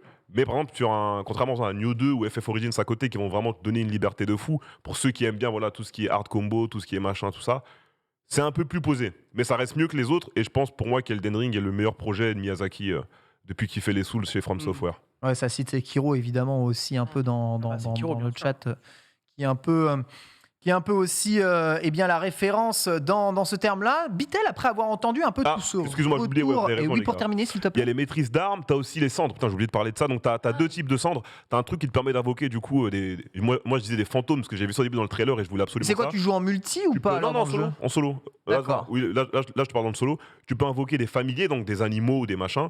T'as 4 ou 5 lignes de ça et tu vas les débloquer au fur et à mesure dans le jeu. Et t'as aussi le fait de Ouais, il y a un rajouter cheval, le cheval il fait double saut. Le cheval Mais, fait double saut, et t'as aussi le fait de pouvoir ajouter un pouvoir à ton arme. Par exemple, à mon épée, j'ai rajouté un truc bleu qui fait un peu Excalibur, ou des fois tu peux rajouter des pouvoirs du vent ou autre chose. Vas-y, Bitel, excuse-moi. Tu considères que c'est potentiellement la meilleure porte d'entrée pour un FromSoft, pour rentrer dans l'univers des FromSoft? Moi, je considère déjà que DS3 l'était déjà. Ok. Pour moi, DS3, tout le monde peut le faire. À partir du moment où tu as compris que le jeu c'est un RPG, et que tu fais pas des trucs bizarres, je pense que n'importe quel joueur moyen peut faire le jeu. Et Elden Ring, je pense que ce sera pareil. Parce que comme je t'ai dit, hier, j'ai vu des streams, hier et avant-hier, des gens qui faisaient Godric niveau 45-55. Hier, je me disais, putain de merde, ils ont trouvé où l'XP les bâtards? Et je me disais, mais putain, 55 au premier boss, ils vont arriver à niveau je sais pas combien. C'est du RPG, tu farmes, tu fais un truc bête et méchant, et dans tous les cas, je pense que c'est accessible pour tout Mais le j'ai monde. vu, il y a des astuces pour aller farm des. Genre, t'as 2000 runes à récupérer dès que tu commences. Après, t'as 2-3 trucs pareil pour récupérer. Pas des une run runes, ici, madame. Mais non, mais je te le dis, puisque visiblement, tu as l'air stupéfait par certains niveaux. Ouais, il y en a, ils ont bien. Mais en fait, c'est ça, et, là, et ça c'est là donne où mal au le crâne, jeu est hein. intéressant. C'est par exemple, voilà, lui il va jouer comme ça. Il y a quelqu'un qui veut jouer vraiment, je farm à mort, je veux juste être puissant, je verrai les combats plus tard. Et ben en fait, il peut très bien le faire comme ça aussi.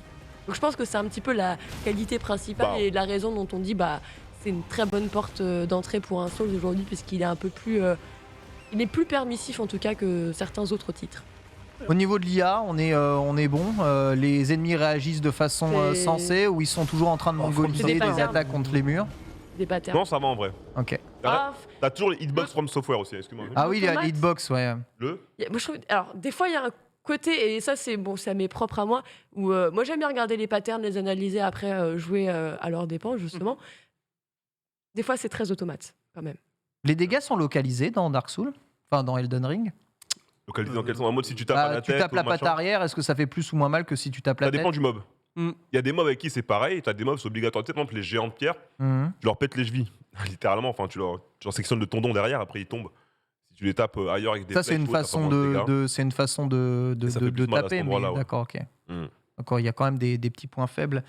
Donc, quand tu Derrière- vas mettre un certain ennemi au sol, t'arrives, tu le front stab à la tête ou dans le cœur et ça lui fait le plus de En gros, il dégâts. y a des points faibles sur les ennemis. C'est pas trop des dégâts localisés en Pas mode. pour tout le monde, ouais. En mode, tu prends 33% supplémentaire si tu tapes dans le dos, tu prends 15% si tu tapes à l'âge. C'est pas, ouais, d'accord, c'est pas à ce Après, niveau-là. t'as Mais il y a des boss, points ils sont faibles. tellement grands, tu peux pas aller leur taper dans Globalement, le ce mob-là, tu le tapes n'importe où, C'est le même dégât. hein. c'est les mêmes dégâts, c'est Ouais. ça dos. Ouais. En gros, c'est plus sur les gros boss. hein, ça. Bah, par exemple, souvent, mais c'est propre aux Souls en fait. Genre, Bien dès, sûr, que t'as, bien sûr. dès que t'as un boss qui est vraiment géant, généralement, t'as tendance à aller lui taper T'as un petit dans les endroit où tu sais tendons à que tu peux aller l'arrière taper pour commencer à lui faire perdre de l'équilibre, le foutre au sol. Et la ensuite, queue tu ou les peux, trucs comme ça. ouais, de toute façon, voilà, des trucs. voilà. Ouais, Il y a la d'accord. tête, le chat, Bah, les c'est dragons, souvent ouais. la tête, ouais. Dragon, Les dragons. Ouais, les dragons, la tête. Ouais. Ils donnent pas souvent Notamment dans leur tête, Demon's Souls, mais- incroyable.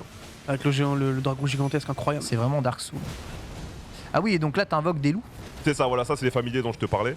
Ah ouais, Donc, c'est tu vas en Jujutsu débloquer Kaisen. plusieurs, t'as les loups, t'as les méduses, t'as les squelettes, t'as ceux à plusieurs bras. En ce moment, moi j'ai Oleg, c'est un gros chevalier lourd avec 2 grosses clés morts. Il coûte 100 de PC, c'est pas mal du tout. Donc, ouais, il y a des trucs à faire. Franchement, ça a l'air. Enfin, Ça a l'air d'être un jeu vidéo pur jeu. Moi, je ne peux que saluer ça. Moi qui adore le jeu vidéo pur, true gameplay. C'est vraiment, on est vraiment en plein dedans. Bitel, est-ce que cette présentation t'a donné envie peut-être de te lancer dans le jeu Elden Ring ? Moi, j'ai toujours dit que je voulais le faire depuis son annonce. Moi, je suis en ce moment sur Dark Souls 1 et je me suis promis de finir Dark Souls 1 avant d'attaquer Elden Ring. Donc, déjà, on va essayer de finir Dark Souls 1 et après, on s'y mettra. Mais peut-être que du coup, comme on l'a dit dans le chat, peut-être qu'il y aura un patch pour fixer les FPS, on sera bien. Donc, non, évidemment, hypé par le jeu. J'ai toujours trouvé le jeu super attirant. Parce que j'aime beaucoup ce genre d'univers-là, donc ça part direct, dès que je finis Dark Souls 1. Donc priez pour moi. Parce que je crois que j'ai encore quelques heures devant moi avant de pleurer. J'ai un message pour toi, Ken, dans le chat. Dis-moi. Il y a Zori qui a dit vous avez oublié le meilleur pour Ken. Bah ouais, c'est vrai qu'on peut jouer accroupi. Accroupi. On peut jouer accroupi. Bah ouais, on peut se mettre accroupi dans les herbes. Tu peux marcher accroupi. Ouais. Tu peux t'accroupir dans les herbes. Oui, Ken, tu peux t'accroupir dans les herbes. On est où là ? On est sur Elden Ring. Justement en mode infiltration. Ouh. Tu t'accroupis dans une herbe et l'ennemi il passe, il te voit pas. Ouais, c'est très Sekiro. Après tu le backstab. Regardez. Elle est déçue. Merci Zori. T'as raison, c'était important. Ça m'étonne pas. Il faut forcément être accroupi à un moment ou à un autre dans un open world. C'est la base du jeu vidéo DO.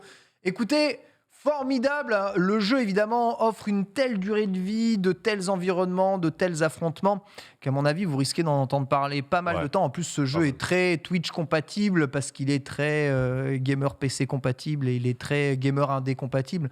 Donc, je pense que la fine fleur du stream game indé eh bien, doit être en folie sur le jeu, ce qui fait plaisir. GOTY ou pas, est-ce que l'année est déjà scellée, l'AG est déjà terminée? Doit-on nous ranger non, parce que Pokémon arrive évidemment. Derrière tout ça. Pokémon Scarlet arrive. C'est pas que Pokémon est le moindre GOTY que ce soit. Ah, mais... ça va. Non, je pense pas. Ouais, Je Reza. pense pas parce que je crois qu'il a 2 contenders sérieuses pour cette année. On a eu une annonce on a eu un leak d'Amérique latine avec God of War Ragnarok qui sortirait cette année. Donc pour moi, c'est un vrai contender au GOTY. Bah, ils l'ont annoncé cette année, God of War Ragnarok, donc. Ouais. Oui, là, il avait annoncé ça fait un moment déjà. Ouais. Après, on se disait vu qu'il y avait plus grand chose, est-ce qu'il va être là? Après, t'as vu une conférence, je crois, qui montrait les jeux de l'année 2022 en mini trailer, et t'as vu du God of War dedans.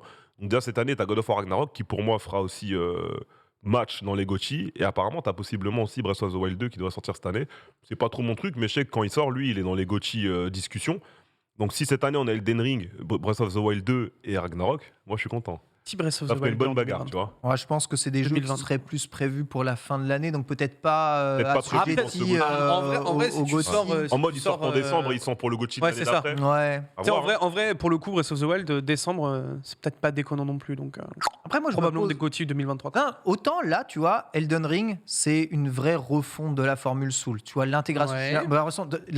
Non, mais d'accord, oui, c'est Soul. C'est une suite. Non, mais bien sûr. C'est une suite. Évidemment. Enfin, tu regardes le jeu. PS3, t'es pas perdu. Tu te fais no contexte, tu regardes le jeu, tu dis c'est quoi ce jeu? Il y a des mecs qui sont passés sur mon stream. Vous jouez à Dark Souls 2? Vous jouez à Dark Souls 3? Il y a des mecs qui sont passés sur mon stream qui m'ont demandé si j'étais sous DS3 avec la chute de la barre de vie. Évidemment. Enfin, c'est tout plus Dark Souls. Le truc, c'est que l'univers et l'open world semblent ultra bien intégrés à cet univers, et ça fait que c'est pas un Dark Souls, tu vois. C'est vraiment une autre façon d'aborder le Horizon aussi ou pas, GOTY? Bah, la question, c'est, tu vois, autant est-ce que God of War Ragnarok va être le Horizon Forbidden West de God of War, tu vois ce que je veux dire. C'est d'ailleurs le même syndrome, à savoir, bah oui, c'est un mieux jeu, mais c'est la même formule et on reprend le même jeu, quoi. C'est le jeu. Donc, ce qui a foutu une claque dans la gueule à tout le monde à l'époque où God of War est sorti, est-ce que la claque, tu la reprendras dans la tronche, là où t'as un vrai changement avec Elden Ring, un vrai vent de fraîcheur sur le jeu vidéo. Donc, c'est quelque chose qui quand même peut se poser comme question. Et même remarque pour Breath of the Wild 2, est-ce que Breath of the Wild 2 peut vraiment...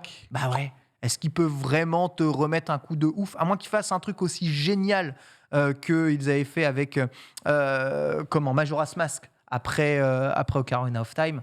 J'ai quand même bien l'impression de voir des trucs intéressants avec Breath of the Wild, avec ces cubes en l'air. Il y en a un qui a redéfini visiblement tout un pan complet du jeu vidéo après lui.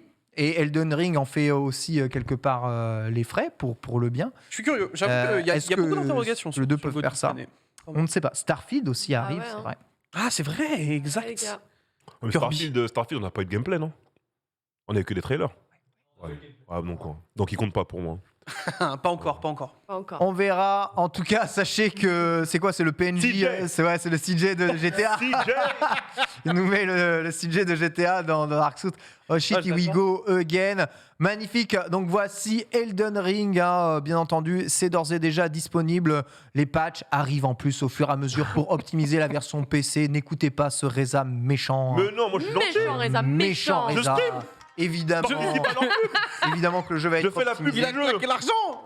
Et c'est du très très bon de la vie. Si, dis oui. Quasiment tous les joueurs, que ce soit les gens qui J'en ai sont payé fans un de pote de mon Souls, Discord. les gens qui Voilà. ne sont pas forcément fans de Souls et Peuvent qui y jouent jouer au aussi. jeu, Bien sûr. ils aiment vraiment le jeu. Voilà. Si vous n'êtes pas réfractaire à la direction artistique purement écossaise, vous pouvez y aller, bien entendu, et foncez tête baissée. On se retrouve dans quelques instants pour parler de jeux qui ne seront jamais GOTY ever avec les amis bro et Bitel et toute l'équipe.